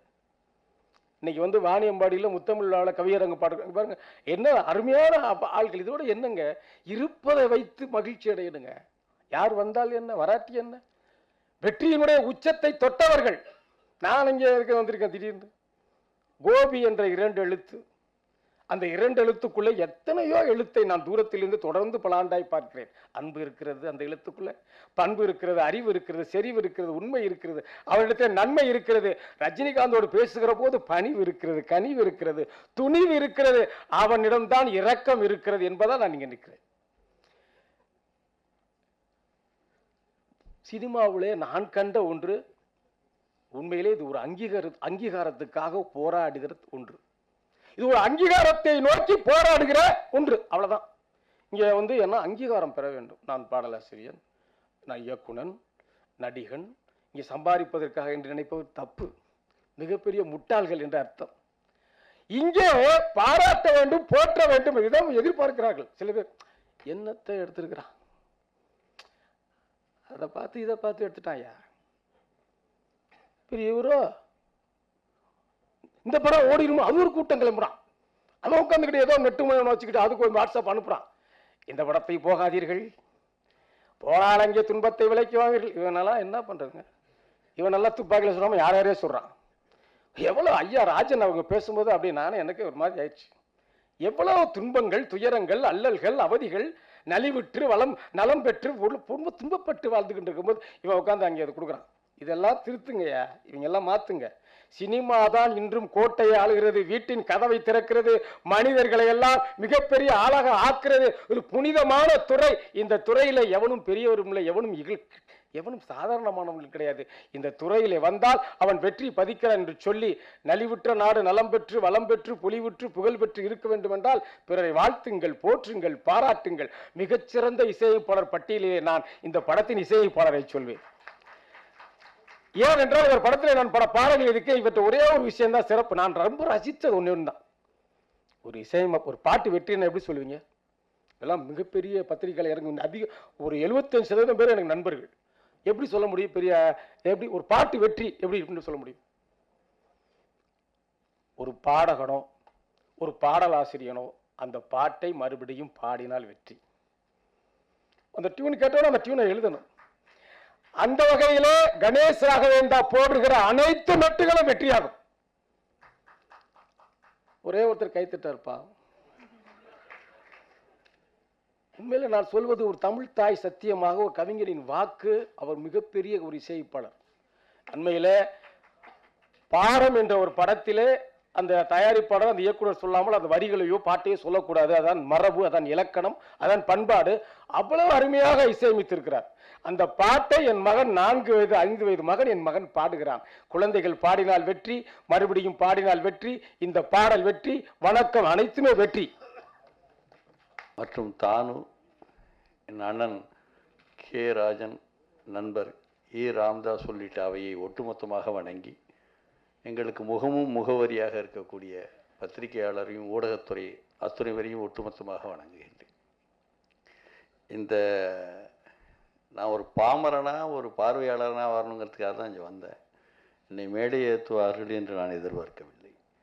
இருந்தாலும் இங்கே பெரிய புயல், புரட்சி, பூகம்பம், சொற்கோலாம் பேசினதுக்கப்புறம் நம்ம பேசணுமாங்கிற அச்சங்கள் எல்லாம் கொடுத்துச்சு. இருந்தாலும் சில பேர் சில இடத்துக்கு போனால் அங்கே வெற்றி தான் கிடைக்கும். அதில் பாக்யராஜ் சார் ஒரு இடத்து வந்து உட்கார்ந்தார்னா, அவர்கள் நடந்த மண்ணில் நடந்தாலே நமக்கு கதையும் கவிதையும் வரக்குள்ள அவர்கள் இருக்கின்ற சபையில் நமக்கு வெற்றி உறுதியாக வரும். அதேமாதிரி சிலர் காரியத்தை இதன் முடிக்கும் என்று அதனை அவன் கண் விடல். அந்த அளவில் ஜேஎஸ்கே கோவி அவர்கள், நண்பர் இயக்குனர் ஜெய்சன் ராகுல் அவர்களெல்லாம் உறுதியாக வெற்றி பெறுவார்கள். இருந்தாலும் எல்லாரும் எல்லா விதத்தையும் பேசிட்டாங்க. நான் கவிஞனாக ஏதாவது பேசணும்ல. இந்த சினிமாங்கிறது ஒரு சதுர அடி தான். ஒரு முனை என்பது விவேகம். உங்களுடைய விவேகத்தை கொண்டே அடுத்த முனையாகிய வெற்றியை நீங்கள் தொட வேண்டும். வெற்றியை நீங்கள் தொட்டிவிட்டால் அடுத்த முனையான புகழ் உங்களிடம் வந்து சேரும். அந்த புகழை நீங்கள் சரியாக பயன்படுத்தினால் இன்னொரு முனையான பொருள் உங்களை வந்து சேரும். ஆனால் நீங்கள் அந்த விட்டத்தை பார்த்தீங்கன்னா, புகழ் வந்துச்சுன்னு ஆனீங்கன்னா பொருள் போயிடும், விவேகம் இல்லாமல் போனீங்கன்னா வெற்றி போயிடும். ஆக இந்த சதுர அடிங்கிறது தான் வாழ்க்கை. நாங்கள்லாம் சென்னையில் ஒரு கிரவுண்டு இடம் வாங்கிட்டோம்னா பாக்யராஜ் சார்லாம் தாண்டிட்டோங்கிற மாதிரி அப்படி வந்தேன் நாங்கள். ஆனால் ஒரு அடி வாங்கிட்டோம். ஆனால் அந்த 3500 சதுர அடிங்கிறது எனக்கு புரியல. ஒரு கிரவுண்ட்லேயும் நிற்கலை, 1.5 கிரவுண்ட்லேயும் நிற்கலை. இருந்தாலும் எனக்கு 3500 சதுர அடி 3500 வச்சுருக்காருன்னு சொல்கிறேன்.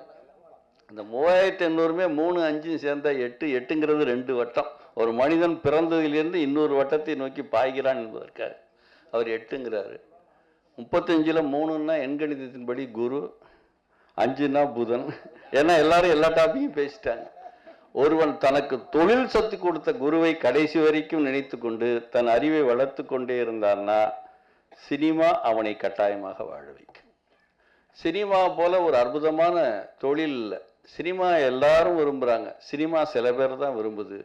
தன்னை தகுதியுள்ளவனாக ஆக்கிக் கொள்வதில்லை. கொஞ்சம் வெற்றி வந்தோனே மற்றவர்களை மதிக்காவும் மற்றவர்களை புறந்தள்ளுவதும் இல்லாமல் கப்பலில் விட்ட காசை கடலை உருண்டை விற்று சம்பாதிக்க முடியாது. நான் போட்டிருக்க சட்டை இன்றைய வாழ்க்கை இதெல்லாம் சினிமா எனக்கு போட்ட பிச்சை தான். அதனால் அது சினிமாவில் கடைசி வரைக்கும் மற்றவர்களை வாழ வைக்கும். சினிமாக்காரன் மட்டும்தான் அந்த வெயில்லையும் சூட்லேயும் பல இரவுகள் கண்முழித்து சம்பாதித்த பணத்தை மனதார அள்ளி கொடுக்கக்கூடிய அந்த ஒரு பங்கு. இந்த அரசாங்கமும் நடக்காது, மக்களும் வாழ மாட்டாங்க. வெள்ளத்துக்கு நீங்கள் பார்த்தீங்கன்னா பல பேர் கதவை பூட்டிட்டு ஊரை விட்டு போயிடுவான் பணம் கொடுக்கணுமேனு. சினிமாக்காரன் மட்டும்தான் அள்ளி அள்ளி கொடுக்கக்கூடிய தன்மை. நான் அபி சரவணன் அவர்களை நேரில் பார்த்ததில்லை, இருந்தாலும் அவருடைய எண்ணம் மற்றவர்களுக்கு. அந்த சினிமாக்காரன்ட்ட ஒரே ஒரு விஷயம் என்னென்னா, யாசிப்பதற்கும் கையை நீட்டுவதற்கும் கோசுவோம். நான்லாம் ஒரு பாட்டு 15 நிமிஷத்தில் எழுதிடுவேன், ஆனால் ஒரு 15 நாள் சிந்திச்சதாக பில்டப் பண்ணுவோம். 1 லட்ச ரூபா கூட வாங்கிட முடியும். ஆனால் 500 ரூபா செல்லுக்கு பில்லு கட்டலைன்னு சொல்லக்குள்ள அப்போ எங்கடா மிஸ் ஆகுதுன்னு நினைப்போம். அதனால் வெற்றியில் தான் சினிமாக்காரன் இருந்து கொண்டே இருக்க வேண்டும். வெற்றியில் இல்லாட்டினா நமக்கு டீ கூட சரியாக கிடைக்காது. அது உங்களுக்கு தெரியும்னு நினைக்கிறேன். இப்போ என்ன சார் செய்கிறீங்கம்மா, இப்போ என்னடா நான் வேறு தொழிலுக்காக போயிட்டேன், அவனுக்கு ஒரு புண்படுத்துறதுல ஒரு சந்தோஷம் வந்து வேணும்னே காயப்படுத்தும். இப்போ ஒன்றும் படத்திலேயே காணுமே அப்படிமா ஒரு மகிழ்ச்சி. அவனுக்கு ஒரு தமிழன் மாதிரி ஒரு ஆள் வந்து பிளான் பண்ணி எடுத்தவனை கொன்னுட்டு புல்டோசரை மேலே ஏற்றிட்டு சார் லேசாக வலிக்குதா அப்படின்னு கேட்டுட்டு போவோம். அதனால் ஒரு 2 நிமிஷத்தில் முடிச்சிடறேன். ஒரு மளிகை கடை வச்சா கொஞ்சம் முயற்சி பண்ணி வெற்றியாகி ரேப்போ கிரியேட் பண்ணால் தொடர்ந்து ஒரு 25 வருஷம் நடக்கும். இந்த சினிமாக்காரனுக்கு போன படம் மாதிரி இந்த படம் இல்லையம்பா, இந்த படம் மாதிரி அடுத்த படம் இல்லையம்பா. நம்ம வெற்றியினால் அவன் ரூம் போட்டு அழுதுகிட்டே தான் இருப்பான். அதனால் சினிமாக்காரனுடைய மிகப்பெரிய அவனுடைய வெற்றி தான், முதல் வெற்றி தான் அவனுக்கு எதிரி. அடுத்த வெற்றி அந்த வெற்றியை தாண்டி பெறணும். பாக்யராஜ் சார் இப்போ என்ன செய்கிறாரு? இல்லை சார், அவர் ஒரு 10,000 கோடி சம்பாதிச்சிட்டாரு, சினிமாக்காரனுக்கெலாம் போகிறவனுக்கெல்லாம் 1 லட்ச ரூபா டெய்லி கொடுக்குறாருன்னு சொன்னான்னா அவனுக்கு ஒரு திருப்தி. இல்லை பாக்யராஜ் சார் கொஞ்சம் ஏதோ பிரச்சனையில் இருக்காங்க, அப்படியா அவர் அப்பயே கொஞ்சம் அதிகமாக பேசுகிறான்னு இவன் ஏதோ பக்கத்து வீட்டில் இருந்த மாதிரி சொல்லும். அதனால் அந்த சினிமாக்காரர்கள் மிக கவனமாக இருக்க வேண்டும். அதனால் நம்ம வந்தவங்களெல்லாம் வாழ்க, அவங்க வரல இவங்க வரலாம் நீங்கள் கவலைப்படவே வேண்டாம். வெற்றி உங்கள் முன்னாடி நின்றுச்சுன்னா எல்லா பேரும் வருவான், அவ்வளோதான் பாயிண்ட்.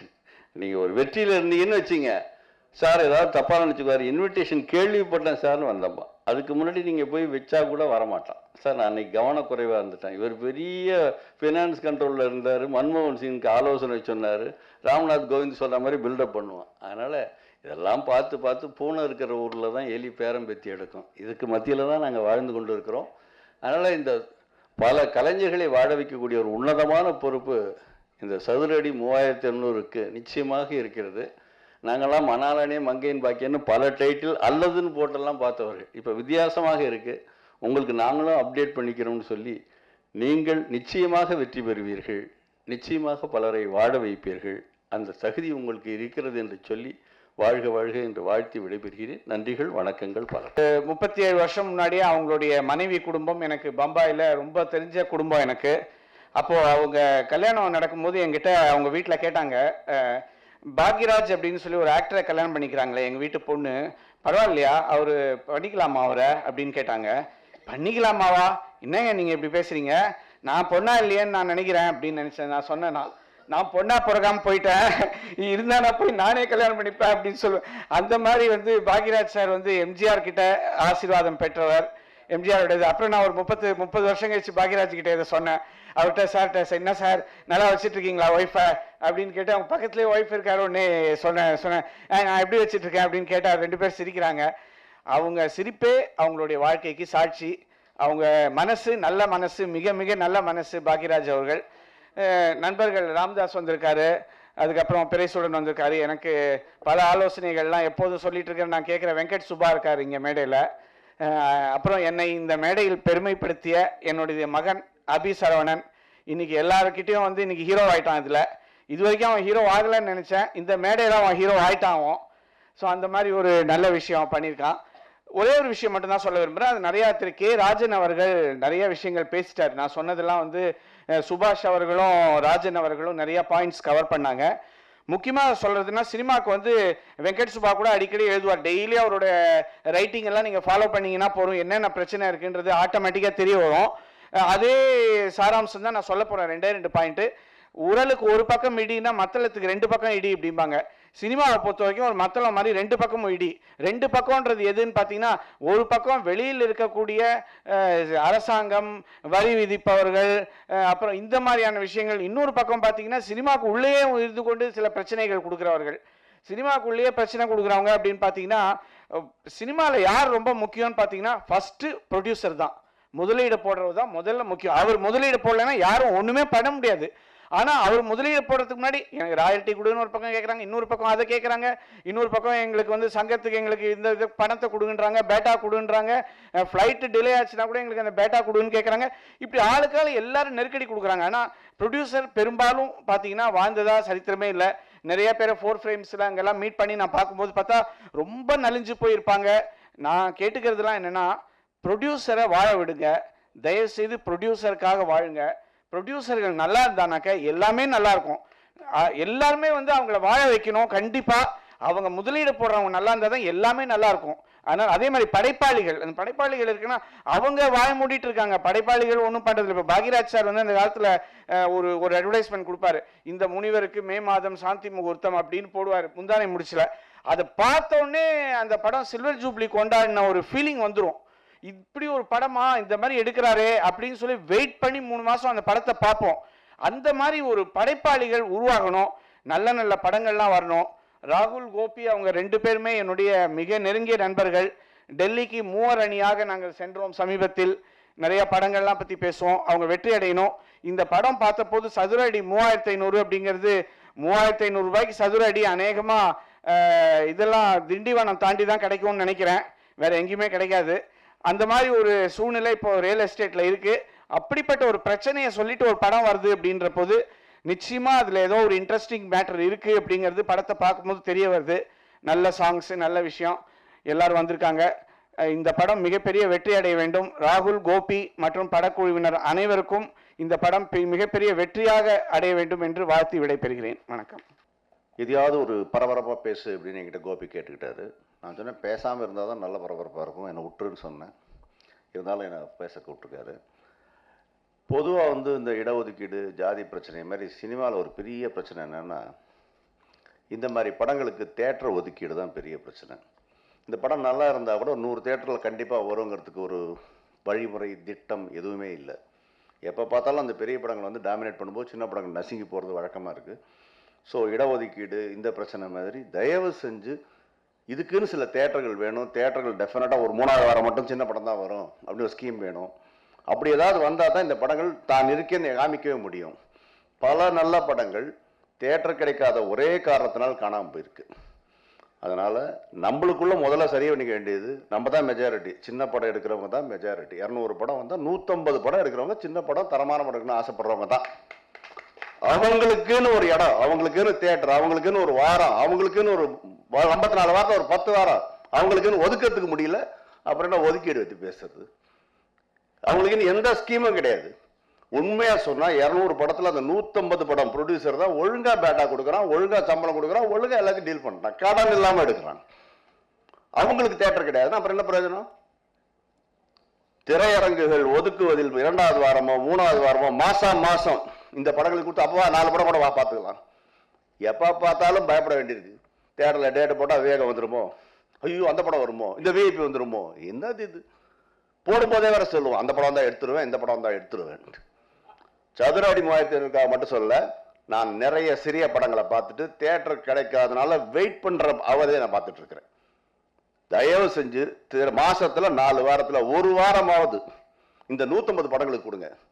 அந்த 50 படம் எப்படியும் பொழைச்சிக்கும், அதுக்கு 1000 பிசினஸ் இருக்கு அப்படிங்கிறத இந்த இடத்துல ஒரு வேண்டுகோளை வச்சு, ராகுல், கோபி 2 பேரும் என்னுடைய பெஸ்ட் ஃப்ரெண்ட்ஸாக சமீபத்தில் மாறினவங்க, தினசரி என்கிட்ட பேசுறாங்க.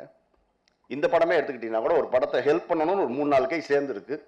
ஸோ எல்லாரும் சேர்ந்து வெற்றி பெறணும்னு நினைக்கிறேன். இன்னொரு ஆச்சரியமான விஷயம் இந்த இடத்துல வந்து, பாக்யராஜ் சார் வந்து அமைதியாக உட்காந்துக்கிட்டு ஃபுல்லாக இருக்கார். எவ்வளோ பெரிய மனசு அதுக்கு. சும்மா சொல்லலாம், எனக்கு ஒரு வேலை இருக்குது, இதோ ஃபோன் வந்துடுச்சு அர்ஜென்ட்டு, எதுவும் சொல்லாமல். அவருக்கு தெரியும் மெயின் பத்திரிக்கைலாம் போயிட்டான்ட்டு, வந்திருக்குது கோபி ராகுலுடைய ஆட்கள்னு தெரியும். அழகாக அது மாதிரி ஃபுல்லாக இருந்து பந்தா இல்லாமல் வாழ்கிறத கற்றுக்கணும். இந்த படம் பெருசாக வெற்றி அடையணும். இந்த படம் போல் சிறிய படங்கள் வெற்றி நிறைய நடந்தால் மட்டும்தான் பெப்சி ஆகட்டும், யாராக இருக்கட்டும், சினிமா சம்பந்தப்பட்ட உழைப்பாளர்களுக்கு வசந்த காலம் வரும். நன்றி, வணக்கம். ராகுலுடைய கோபம் நியாயமானது. அது மாதிரி இப்போ அவர் ஹீரோயின் வரலன்னு ஒன்றும் அவர் கவலைப்பட வேணாம். ஆனால் ஹீரோ ரொம்ப இங்கிலீஷ்லேயே பேசிட்டாரு. அதனால் அந்த ஹீரோயின் வந்தாலும் இங்கிலீஷில் தான் பேச போகிறாங்க. அதனால் ஹீரோயின் வந்த மாதிரி நினச்சிக்கலாம். கே ராஜனுடைய இந்த கோபம் இப்போ ரொம்ப உண்மையான கோபம்.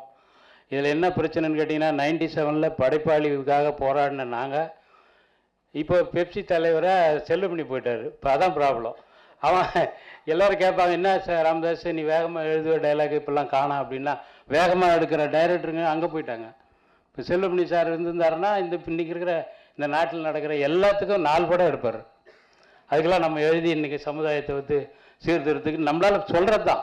நம்ம வாங்குகிற சம்பளத்துக்கு ஒரு திருப்திக்கு இந்த சமுதாயத்துக்கு நம்ம என்ன செஞ்சோம், இந்த இப்போ அபிஷேகனம் செஞ்ச மாதிரி அது மாதிரி சினிமாவில் என்ன செய்ய முடியுங்கிற அந்த ஒரு வேகம் இருந்தது. இப்போ அதுக்கான வாய்ப்பும் இல்லை, நோக்கமும் இல்லை, ஆளும் இல்லை. ரொம்ப கஷ்டமாக இருக்குது. அப்போ நேற்று தான் மத்தியானம் தான் கூப்பிட்டாரு கோபி, இது மாதிரி அண்ணே வந்துருங்கண்ணே. இப்போ இது என்னென்னா, இப்போ ஆடியோ ஃபங்க்ஷனாக இருக்கிறதுலாம் திருவிழா மாதிரி ஆகிப்போச்சு, எப்பயாவது தான் நடக்குது. அதனால் கண்டிப்பாக வந்துடுறது வந்து ஒரு சந்தோஷமாக இருக்குது. இந்த படம் பார்க்கும்போது இந்த டைரக்டர் ராமண்ணா ஸ்டைலில் பாட்டு எல்லாம் எடுத்திருக்காரு, ரொம்ப என்ஜாயபுளாக இருக்கிறாரு. மியூசிக் டைரக்டர் ரொம்ப கேட்குறதுக்கு ரொம்ப சந்தோஷமாக இருந்தது. நிறைய படம் வரணும் உங்களுக்கு, ரொம்ப நல்லா இருந்தது. அப்புறம் இந்த 3500 சதுர அடின்னா நம்ம கொஞ்சம் சம்பாரித்த உடனே இடம் வாங்கலான்னு தான் தோணும். நான் கொஞ்சம் பணம் சம்பாரித்த உடனே ஒரு ரியல் எஸ்டேட்டுக்காரர் ஒருத்தர் வந்தார், சரி உங்களுக்கு இடம் தரேன் நீங்கள் வாங்க அப்படின்னு. சரின்னு போனார். தாம்பரத்துக்குள்ளே கண்டிப்பாக இல்லை, நம்ம கையில் அவ்வளோ பணம் இல்லை. அப்புறம் தாம்பரம் தாண்டிச்சு, பெருங்குளத்தூர் தாண்டிச்சு, அச்சரப்பாக்கத்தில் போய் ஒரு ஐயர் ஹோட்டலில் கூப்பிட்டு போனார். என்னங்க இவ்வளோ தூரம் வந்துட்டீங்களா என்ன? இல்லை அந்த ரூபாய்க்கு இங்கே தாங்க இருக்குது அப்படின்னா. இதை விட வாங்கினா ஊரில் செருப்பால் அடிப்பான். ஏன்னா அங்கேருந்து எனக்கு வந்து 3/4 மணி நேரத்தில் என் சொந்த ஊர். இதை மயிர் வாங்குறதுக்காக நீ சினிமாவுக்கு போகிறேன்னு போனேன் அப்படின்னு எங்கள் ஊரில் இருக்கிறவெல்லாம் திட்டுவான் அப்படின்னு. அந்த 3500 ரூபா பார்த்தோன்னே நமக்கு அந்த ஒரு சந்தோஷம் இருந்துச்சு. அந்த 3500 இப்போ எங்கே கிடைச்சாலும் வாங்கிடுங்க, ஏன்னா நிலம் கிடைக்கிறது கஷ்டம். இந்த சதுர அடி இந்த படம் மேக்கிங் ரொம்ப அருமையாக இருந்தது, எனக்கு ரொம்ப பிடிச்சிது. எங்கேயுமே ஒரு இதுவாக இல்லை, அமைச்சூராக இல்லை. டைரக்டர் ரொம்ப நல்லா பண்ணியிருக்காரு, ரொம்ப நல்லா டேக்கிங் நல்லா இருந்தது. இந்த படம் வெற்றி அடையணும். சுபா வெங்கட்டும், கே ராஜனும், சுபாஷும் சொல்கிற மாதிரி சினிமா நல்லா இருக்கணும். சினிமா நல்லா இருந்தால் தான் நாங்கள்லாம் நல்லா இருப்போம். நன்றி, வணக்கம். கடையில் வந்திருக்கிற என்னுடைய மரியாதைக்குரிய அனைத்து நண்பர்களுக்கும், முன்னால் இருக்கிற நண்பர்களுக்கும், மற்றும் பத்திரிகையாளர் நண்பர்கள், ஊடக நண்பர்கள், அப்புறம் இந்த படக்குழுவினர் எல்லாத்துக்கும் என்னுடைய பணிவான வணக்கத்தை தெரிவிச்சுக்கிறேன். ஒரே ஒரு பாட்டு பாடி அந்த ஒரு பாட்டுக்கு ஆடினா கூட மேனான்னு ஒரு ஆர்டிஸ்ட் வந்திருக்காங்க, அவங்களுக்கு ஒரு ஸ்பெஷல் வணக்கத்தை தெரிவிச்சுக்கிறேன். ஒரு பாட்டு தான் இருந்தாலும் வந்து அவங்க நியாயமாக முதல்ல கூப்பிட்டு கௌரவிச்சிருக்கணும். ஸோ இந்த விழா மேடை ஒரு மகிழ்ச்சியாக ஸ்டார்ட் ஆகுதுன்னு நினச்சிக்கிட்டு இருந்தேன். திடீர்னு விவாத மேடை மாதிரி ஸ்டார்ட் ஆச்சு. ஐயையோ என்னடா இது, ஆளாளுக்கு காரசாரமாக கோபதாபமாக பேசுகிறாங்களே அப்படின்னு சொல்லி நினச்சிக்கிட்டே இருந்தேன். அப்புறம் இப்படியே தான் கண்டினியூ ஆகுமோ அப்படின்னு நினச்சிக்கிட்டு இருந்தேன். ஆனால் ரொம்ப மகிழ்ச்சியான ஒரு இது இப்படி இருக்குதே அப்படின்னு நினைக்கும் போது ரொம்ப நெகிழ்ச்சியாக ஒரு சமாச்சாரம் நடந்தது. அது வந்து நம்மளுடைய அபி சரவணன் அப்படின்னு சொல்லிட்டு அவரும் அவருடைய நண்பர்களும் சேர்ந்து ஒரு கஷ்டப்படுற ஒருத்தருக்கு வந்து உதவி பண்ணதுங்கிறதுக்கு அதுதான் இந்த விழாவினுடைய ஹைலைட்டாக நான் நினைக்கிறேன். ஏன்னா அடுத்தவங்க கஷ்டப்படுறவங்களுக்கு வந்து அந்த உதவி செய்கிற மனப்பான்மை அப்படிங்கிறது வந்து அது அவங்க வந்தவங்களும் பெரிய ஆட்கள் கிடையாது. ஆனால் அவங்க வந்து செய்யணும் அப்படின்னு சொல்லி இங்கே வந்து செஞ்சதுங்கிறது வந்து அவ்வளவு மனசுக்கு வந்து நிறைவான ஒரு சமாச்சாரமாக இருந்தது. அதனால் எனக்கு உடனே தோணுச்சு, என்ன எனக்கு தெரிஞ்சு அபி சரவணன் என்ன படம் நடித்தார், என்ன எந்த அளவுக்கு எனக்கு ஒன்றுமே தெரியாது. இப்போவே இப்படி பண்ணுறாருன்னா இவர் அல்லவா சூப்பர் ஸ்டார் ஆகணும் அப்படின்னு நான் நினச்சிக்கிட்டேன். ஏன்னா இந்த மனசு இருக்கவங்க சூப்பர் ஸ்டார் ஆனால் இன்னும் எத்தனை பேர்த்துக்கு எவ்வளோ செய்ய முடியும் அப்படின்னு சொல்லிட்டு எனக்கு இந்த வாய் முகூர்த்தம்னு சொல்லுவாங்களே, அது நான் சொன்னால் ஏதாவது ஒன்று நடக்கும் கரெக்டாக. அந்த மாதிரி அவர் வந்து கண்டிப்பாக ஒரு பெரிய ஸ்டார் ஒரு ரேஞ்சுக்கு வருவார் அவர். ஏன்னா உளமாற சொல்லக்கூடிய வார்த்தைகள், அதனால் அது கண்டிப்பாக நடக்கும். ஐயோ, ஒரு ஸோ அட்வான்ஸ் அவருக்கு வாழ்த்துக்கள் நான் தெரிவிச்சுக்கிறேன். அப்புறம் இவங்க வந்து யாருக்கு இனியாவுக்கு பதில் சொல்லணும், நீங்கள் வராதுக்கு பதில் சொல்லணும் அப்படின்னு சொல்லி சொல்கிறாங்க. நான் என்ன சொல்கிறேன், வரல அப்படிங்கிறதுங்கிறது வந்து இது அவங்களுக்கு தான் நஷ்டம், அவங்களுக்கு தான் லாஸோ ஒழிய இது நமக்கெல்லாம் எந்த நஷ்டம் கிடையாது. தானே இவ்வளோ பேர் இங்கே வந்து சிறப்பான இதில் வந்து இப்போ அவங்க வர்றதுனால மட்டும் இப்போ ராகுல் அவர் சொல்லும்போது சொன்னார், அவங்க வந்தாலும் அதுக்கு எதிர்பார்த்தும் சில பேர் இருப்பாங்க அப்படிங்கிறது உண்மைதான். ஆனால் சூரராஜ் சித்திரங்களில் நான் ஒரு டயலாக் எழுதியிருந்தேன், கண்ணடிச்சா வராத பொம்பளை கையை பிடிச்சி இழுத்தா மட்டும் வந்துடவா போகிறா அப்படின்னு சொல்லி. அந்த மாதிரி அவங்கவுங்களுக்காக மனசுக்குள்ளே இருக்கணும் ஒழிய இந்த மாதிரி இடத்துக்கு நம்ம நடிச்சிருக்கிறோம் நம்ம போகணும் அப்படின்னு சொல்லிட்டு அவங்களுக்காக இருக்கணும் ஒழிய அவங்களுக்கு இல்லை அப்படின்னு சொல்லும்போது கூப்பிட்டு வரலையா என்னங்கிறது எனக்கு கரெக்டாக தெரியல, அதனால் சார்ஜ் பண்ண முடியல. காலே எடுக்கலைன்னா அவங்களுக்கு என்ன கஷ்டமோ என்ன கடன் சுமையோ. அப்படியா, ரெஸ்பான்ஸ் கொடுக்கல அப்படின்னு சொன்னோம்னா இந்த அளவுக்கு இது முக்கியமான ஒரு டாபிக் ஆனதுனால இனிமேல் கண்டிப்பாக எல்லாத்துக்குமே ரெஸ்பான்ஸ் கொடுத்தே ஆகணும். அவங்க அந்த சூழ்நிலை வரும். ஏன்னா அடுத்தது வேறு தயாரிப்பாளர் புக் பண்ண போகிறது கூட யோசிக்க ஆரம்பிப்பாங்க எல்லாருமே. ஏன்னா அவ்வளோ பெரிய டாபிக் ஆகிப்போச்சு இன்றைக்கி. அதனால் அவங்களுக்கு கண்டிப்பாக இந்த மெசேஜ் போயிடும். இந்த மெசேஜ் போச்சு அப்படின்னு சொன்னோம்னா டெஃபினட்டாக கொஞ்சம் ஃபீல் பண்ணுவாங்க, சரி நம்ம ஒரு தப்பு பண்ணிட்டோம், இனிமேல் ஃப்யூச்சரில் அது இருக்கக்கூடாது அப்படின்னு சொல்லிட்டு. ஏன்னா அவங்களும் இன்னும் அந்தளவுக்கு ஒன்றும் பெரிய இது ஆயிடல. அதனால் அவங்களுக்கு அந்த ஆகணுங்கிறது வந்து கண்டிப்பாக மனசுக்குள்ளே அது இருக்கும். அதனால் என்னடா இப்படி போய் எல்லாத்துக்கிட்டையும் இப்படி சிக்கிட்டோமே அப்படின்னு சொல்லிட்டு அந்த அவமானங்கிறது வந்து கண்டிப்பாக மனசை உறுத்தும் போது நெக்ஸ்ட் டைம் வந்து வேறு படங்களுக்கு இதெல்லாம் நடக்கக்கூடாது அப்படின்னு சொல்லிட்டு கண்டிப்பாக நினைப்பாங்க. அதே மாதிரி ராஜன் சார்லாம் வந்து என்ன தோணுதோ டபால்னு அடிச்சுடுவார், ஒன்றும் வஞ்சகமே கிடையாது. எங்கேயோ நேராக அங்கிருந்து நேராக வந்தார், வந்தோன்னுமே தயாரிப்பாளர் பிரச்சனையை பற்றி ஆரம்பித்து ப்ரொடியூசர் எவ்வளோ கஷ்டப்படுறான் என்ன இதுங்கிறது சொல்லி ரொம்ப ஆதங்கமாக பேசினார். அவர் பேசினதில் அந்த வருத்தம் நிறையா தடவை எல்லாருமே அதை அனுபவிச்சது தான். ஏன்னா ப்ரொடியூசராக இருக்கிறவங்களுக்கு வந்து வர்ற கஷ்டங்கள் எனக்கு தெரியும். நான் ஒரு இடத்துல ஷூட்டிங் ஸ்பாட்டில் என்னோடய ஆர்டிஸ்ட்டு காம்பவுண்டு தான்னா அவங்க வீடு 1500 பெட்ரோல் கேட்டாங்க. இந்த காம்பவுண்ட்லேருந்து அந்த காம்பவுண்டு அப்படி போய் சேரணும், அங்கேருந்து இங்கே வர்றாங்க. ஏன் ஒரு 500 சொல்லி ப்ரொடக்ஷன் மேனேஜருக்கு சொல்கிறாரு, இல்லை அது எப்போ ஒரே ரேட்டு தான் 1500, எங்கேருந்து வந்தாலும் அப்படி தான் அப்படின்னா. ஸோ அந்த மாதிரி பெரிய ஆர்டிஸ்ட்டுகளே சில நேரங்களில் இப்படி ஒரு சின்ன விஷயமா அந்த மாதிரி நல்லா நடந்துக்கிறது உண்டு. ஸோ இந்த மாதிரி ப்ரொடியூசர்கள் வந்து அவ்வளோ சிரமங்கள் இருக்குது. அடுத்துல சின்ன ப்ரொடியூசர்களை பற்றி பேசும்போது சொன்னாங்க, நான் ஏன் கேட்குறேன்னா, ஒரு நீங்கள் எல்லாம் இருக்கிறீங்க தியேட்டர்களில் கண்டிப்பாக ஒரு சின்ன படம் எப்பவும் ஓடிக்கிட்டே இருக்கணும் அப்படின்னு சொல்லிட்டு ஏன் ஒரு சட்டம் போடக்கூடாது? எப்போ பாரு பெரிய படம் தான் ஓடிட்டு இருக்கணும் அப்படிங்கிறது அது நீதி இல்லையே. உன் தேட்டரில் சின்ன படமும் ஓடணும் அப்படின்னு சொல்லி சின்ன படத்துக்கு நீங்கள் வந்து கொடுக்கணும். ஒரு ஷோ வந்து முக்கியமான ஷோ ஏதாவது ஒரு பண்ணுறேன்னா காலைக்காட்சி வந்து நீ வேணா கொடுத்தீங்கன்னா காலைக்காட்சிக்கு யார் வர போகிறா? பெரிய படத்துக்கு வந்து காலைக்காட்சிக்கு பெரிய ஆர்டிஸ்ட்டுக்கு வந்து வருவாங்க. நீ அவனை கொண்டு போய் காலையில் கொண்டு போய் விட்டுட்டு அப்புறம் அவனுக்கு வந்து யாரும் கூட்டம் வரலன்னா இல்லை கூட்டம் வரல நான் தூக்கிடுறேன்னு சொன்னேன் இப்படி. அதனால் கண்டிப்பாக சின்ன படத்துக்கு வந்து எந்த தேட்டராக இருந்தாலும் கண்டிப்பாக ஒரு நல்ல தேட்டர்களில் வந்து அந்த 12:30 மணி ஷோ இல்லைன்னா ஒரு 3 மணி ஷோ இல்லைன்னா ஏதாவது ஒரு ஷோ அந்த அவங்களுக்கு வந்து ஒதுக்கி கொடுத்தாங்க அப்படின்னு சொல்லி சொன்னோம்னா நிச்சயமாக சின்ன படங்கள் வந்து ஓடுறதுக்கு. ஏன்னா இப்போ மவுத்து டாக் வர்றதுக்குள்ளேயே வந்து அவங்க டக்குன்னு வாங்கி மாற்றிடுறாங்க. இந்த மவுத்து டாக்கோடு இல்லாமல் இன்னொரு டாக் ஒன்று இருக்குது. என்னென்னா இந்த புதுசாக எவனா ஒருத்தனை கமெண்ட் பண்ணால் அவன் கொஞ்சம் காசு கொடுக்குறான் போலுக்கு. அதனால் 3 நாள் 4 நாள் இல்லைப்பா அது சரியில்லைன்னு சொல்லிட்டு டப்புன்னு அவங்ககிட்ட கொஞ்சம் காசு வாங்குறேன். இப்படியெல்லாம் சில விஷயங்கள் நடக்கிறதா சொன்னாங்க. அதுதான் ரொம்ப மனசுக்கு கஷ்டமாக இருந்தது. அதனால் ப்ரொடியூசர்ஸ் கவுன்சிலில் முதல்ல வந்து சின்ன படம் ஓடணும் அப்படின்னு சொன்னோம்னா கண்டிப்பாக தேட்டர்களில் வந்து அவங்களுக்கு முன்னுரிமை கொடுக்கணும். சின்ன படம் எடுக்கிறவங்க வந்து கண்டிப்பாக ஒவ்வொரு தேட்டர்லேயும் ஏதாவது ஒரு படம் வந்து ஓடிக்கிட்டே இருக்கணும்.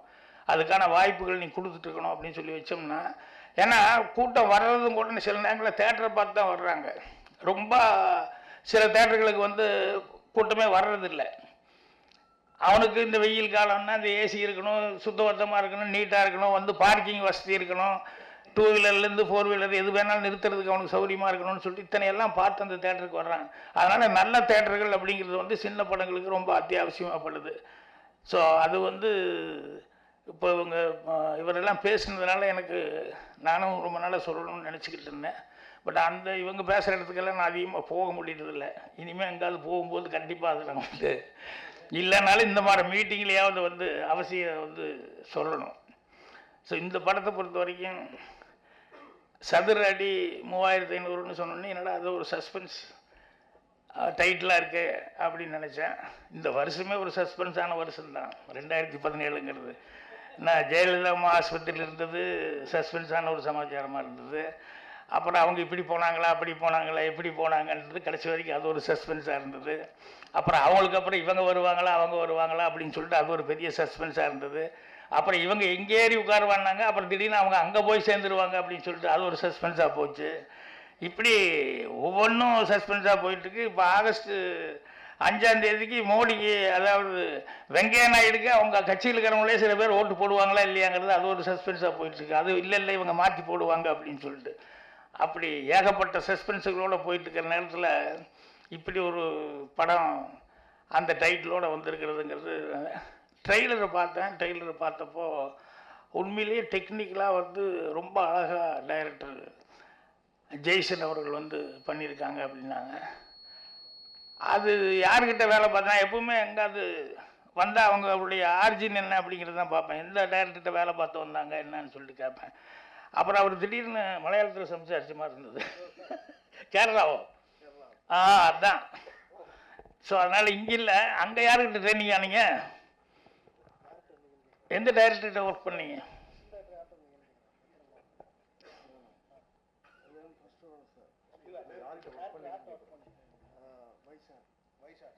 வைசால். அவருக்கு இவர் கண்டிப்பாக மரியாதை வாங்கி கொடுப்பாரு. ஏன்னா படம் பார்க்கும்போது வந்து டெக்னிக்கலாக ரொம்ப நல்லா இருந்தது. அதே மாதிரி அடுத்தது மியூசிக் கணேஷ் ராகவேந்திரா, அவரும் சாங்ஸு ரொம்ப நல்லா பண்ணியிருந்தார். சாங்ஸு பிஜிஎங்கள் எல்லாமே லிரிக்ஸ் அதெல்லாம் புரிகிற அளவுக்கு இருந்தது. முத்துக்குமார் தான் பாட்டு எழுதினார்னு சொல்லி அவர் கொஞ்சம் வருத்தத்தோடு சொல்லிட்டு இருந்தார், அவர் இந்த நேரத்தில் இல்லையே அப்படிங்கிறது. ஸோ படம் பார்க்கும்போது அது எல்லாமே ரொம்ப அட்ராக்ஷனாக இருந்தது. நிகில் அவர் ஃபஸ்ட் டைம் நடிச்சிருக்காரு. ஆனால் ஃபஸ்ட் டைம் நடித்தாலும் கொஞ்சம் ஃப்ரீயாக நடித்த மாதிரி இருந்தது. ஸ்டண்ட்டு எல்லாமே அந்த ரியாக்ஷன்ஸு அது எல்லாமே கொஞ்சம் நல்லா ஃப்ரீயாக ஆக்ட் பண்ண மாதிரி இருந்தது. ஸோ இந்த சதுரடி வந்து ராகுல் வந்து அவர் எனக்கு தெரியாது, இங்கே வந்து தான் நான் பார்த்தேன். ஏன்னா கோபி இல்லை பேசும்போது கவனிச்சுக்கிட்டேன். கோபியும் நம்ம இவர் சுபாஷும் அவர்களும் வந்து வரணும்னு சொல்லி கேட்டாங்க. சரின்னு சொல்லி வந்தேன். அப்புறம் இங்கே வந்ததுக்கப்புறம் வந்து பார்த்தேன். அந்த இதே ரொம்ப நல்லா இருந்தது. அந்த டைட்டில் வச்சுருக்காங்களே ரைட் வியூ அப்படின்னு சொல்லி போட்டு சினிமாஸ் அப்படின்னு சொல்லி. ஸோ ரைட் வியூங்கும்போது உண்மையிலேயே அந்த மாதிரி பேர் பார்த்தோன்னே அது கரெக்டு ரைட் வியூவில் தான் இருக்கும் படம் எடுக்கிறது கூட அப்படிங்கிற மாதிரி ஒரு சென்டிமெண்ட்டாக அந்த ஒரு ஃபீல் வந்தது. அப்புறம் தான் ராகுல் ரிலீஸ் அப்படிங்கிறது வந்தால் அவர் பேசும்போது அவர் ஒரு தயாரிப்பாளர் அதோட டைரக்டர் அப்படிங்கிறது பார்த்தேன். எப்படி இவர் நமக்கு தெரியாமல் இருந்தது, நம்ம மீட் பண்ணவே இல்லை எங்கேயுமே அப்படின்னு சொல்லிட்டு.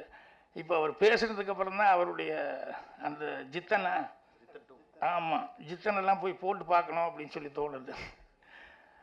ஏன்னா சில பேர் வந்து நமக்கு அறிமுகம் இல்லாமல் போயிடும். அப்புறம் சில பேர் வந்து இந்த மாதிரி படங்கள் இந்த மாதிரி ஃபங்க்ஷன் இதில் எல்லாம் பார்க்கும்போது அவங்கள பற்றி எல்லாம் தெரிஞ்சுக்கணும்னு தோணுது. இன்றைக்கி அவர் பேசும்போது அவர் வந்து நிறைய விஷயங்கள் நிறையா சப்ஸ்டன்ஸ் இருக்கிற மாதிரி என்னால் ஃபீல் பண்ண முடிஞ்சது. ஒரு யார்கிட்ட நீங்கள் ஒர்க் பண்ணது? வின்சென்ட் செல்வாகிட்டியா? நான் அவர் கூட இவரை பார்க்கல நினைக்கிறேன். அவர் கூட 2-3 சிட்டிங் உட்காந்துருக்கிறேன் நான். பட்டு பார்த்தனா இல்லையான்னு தெரியல, ஞாபகம் இல்லை. ஸோ அவர் சொன்னதில் வந்து சாந்தனு கூட படம் பண்ணலான்ட்டு இருந்தேன், ஃபஸ்ட் டைம் கதை சொன்னார், பெட்டர் லேட் தென் நெவர். அதனால் நீங்கள் கூடி சீக்கிரம் பண்ணலாம் சாந்தனு கூட. அதனால் அவனும் நல்ல ஸ்கிரிப்டுக்காக தான் வெயிட்டிங்கில் உட்காந்துருக்கான். அதனால் கண்டிப்பாக அதுவும் நடக்கும். இந்த படத்தை வந்து எனக்கு ரொம்ப பிடிச்சது என்ன அப்படின்னா, கோபி அவர்கள் வந்து பேசும்போது சொன்னார், சார் இந்த படம் பார்த்துட்டு நாங்களே ரிலீஸ் பண்ணலான்னு சொல்லி டிசைட் பண்ணோம் அப்படின்னாங்க. அப்போ அதே என்னென்னா, ஒரு எக்ஸ்பீரியன்ஸ் உள்ளவங்க, இவரும் ஒரு டைரக்டராக இருந்துட்டு, ராகுல் அவர் ஒரு ப்ரொடியூசராகவும் இருந்துக்கிட்டு வேற ஒரு படத்தை பார்த்துட்டு இந்த படத்தை கண்டிப்பாக நம்ம ரிலீஸ் பண்ணலாம் அப்படின்னு சொல்லி வாங்கியிருக்காங்க அப்படிங்கிறது, அது ஒன்றே போதும் படம் ரொம்ப தரமாக இருந்திருக்கும். அவ்வளோ இம்ப்ரெசிவ் இல்லைன்னு சொன்னோம்னா கண்டிப்பாக வந்து நம்ம எதுக்கு கையை சுட்டுக்கணும், நம்ம எதுக்கு ரிஸ்க் எடுக்கணும் அப்படின்னு சொல்லி நினைப்பாங்க. அப்படி இல்லாமல் வந்து இன்னொரு படத்தை வந்து தைரியமாக நம்ம செய்யலாம் அப்படின்னு சொல்லும்போது படம் எந்தளவுக்கு அவங்களுக்கு ஒரு மனசுக்குள்ள ஒரு பாதிப்பு கொடுத்துருக்கும் அப்படிங்கிறது என்னால் உணர முடியுது. அந்த மாதிரி சில படங்கள் எல்லாம் வந்து இப்படி வெளியிருந்து ஒருத்தர்கிட்ட வரும்போது, நான் சில படங்கள் எல்லாம் கூட சித்திரம் பேசுதடி அந்த படம் ஃபஸ்ட்டு மிஸ்கின் ரிலீஸ் பண்ணப்போ ப்ரிவியூ கூப்பிட்டப்போ நான் போய் பார்த்துட்டு, என்னையே இப்படி போய் இதை ரிலீஸ் பண்ணிட்டு 1வது நாள் 2வது நாள் இப்படி சொல்கிறீங்க அப்படின்னு சொல்லிட்டு, இதை வந்து ஒரு வாரம் வந்து 10 நாள் முன்னால் சொல்லி இந்த படத்தை போட்டு, இது நாங்கள்லாம் அதை பற்றி நிறைய பேசுனதுக்கப்புறம் நீ ரிலீஸ் பண்ணியிருந்தா அவ்வளோ நல்லா இருந்திருக்கும் அப்படின்னு சொல்லிட்டு, இப்படி மிஸ் பண்ணிட்டு நல்ல படத்தை வந்து யாருக்குமே கரெக்டான முறையில் பாப்புலாரிட்டி பண்ணாமல், அது கரெக்டான ப்ரொமோஷன் கொடுக்காம நீ பண்ணிட்டே அப்படின்னு சொன்னதுக்கப்புறம் அப்புறம் நாங்கள் அதெல்லாம் பேசினேன். நான் அப்புறம் இது வந்து தெரியாமல் போயிடுச்சு, தெரிஞ்சிருந்தால் இந்த படம் மிகப்பெரிய லெவலில் போடுறதுன்னா, அதுக்கப்புறம் உடனே அவர் ஆஸ்கர் ரவிச்சந்திரன் வந்து நான் பேசுனதெல்லாம் பார்த்துட்டு உடனே படத்தை போடுங்கன்னு சொல்லி போட்டு, அதுக்கப்புறம் செகண்ட் ரிலீஸ் பண்ணார் மறுபடி வாங்கி ஒரு கேப் விட்டு. அதுக்கப்புறம் பெரிய ஹிட் ஆச்சு அந்த படம். அது மாதிரி சில படங்களுக்கு வந்து கரெக்டான அறிமுகம் இல்லைன்னு சொன்னோம்னா திடீர்னு அந்த படத்துக்கு வந்து வெற்றி கிடைக்கிறதுக்கு இதாயிரும். இப்போ இது வந்து என்னென்னா, இவங்க கோபி அவங்க படம் பார்த்துருக்காங்க, படம் பார்த்துட்டு பண்ணுறாங்க அப்படின்னு சொல்லும்போது டெஃபினட்டாக நல்லா இருக்கும் அப்படின்னு சொல்லிட்டு, இப்போ எனக்கே கூட படம் பார்த்ததுக்கப்புறம் இந்த டைட்டில் வந்து முதல்ல ஒரு சின்ன ஒரு சஸ்பென்ஸ் இருந்தது. அப்புறம் இப்போ ட்ரெய்லரெல்லாம் பார்த்ததுக்கப்புறம் இவங்க இது மாதிரி வாங்கியிருக்காங்க அப்படின்னு சொல்லும்போது எனக்கே படம் பார்க்கணும் அப்படின்னு சொல்லிட்டு ஒரு ஆர்வம் வந்து வந்திருக்கு. அதனால் நிச்சயமாக இந்த படம் வந்து ஆடியன்ஸுக்கிட்டே ஒரு நல்ல எதிர்பார்ப்பு வந்து கொடுக்குன்னு நினைக்கிறேன். ஏன்னா பப்ளிசிட்டி இப்போ இவங்கெல்லாம் பேசுனது கொஞ்சம் விவகாரமான பிரச்சனையெல்லாம் வேறு பேசியிருக்காங்க.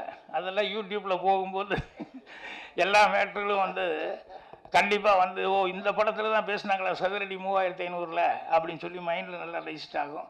அதனால் படத்தின் வெற்றி விழாவில் மீண்டும் சந்திக்கணும் அப்படின்னு சொல்லிட்டு ஆர்வத்தோடு என்னுடைய நல்வாழ்த்துக்களை தெரிவிச்சுக்கிறேன். நன்றி, வணக்கம்.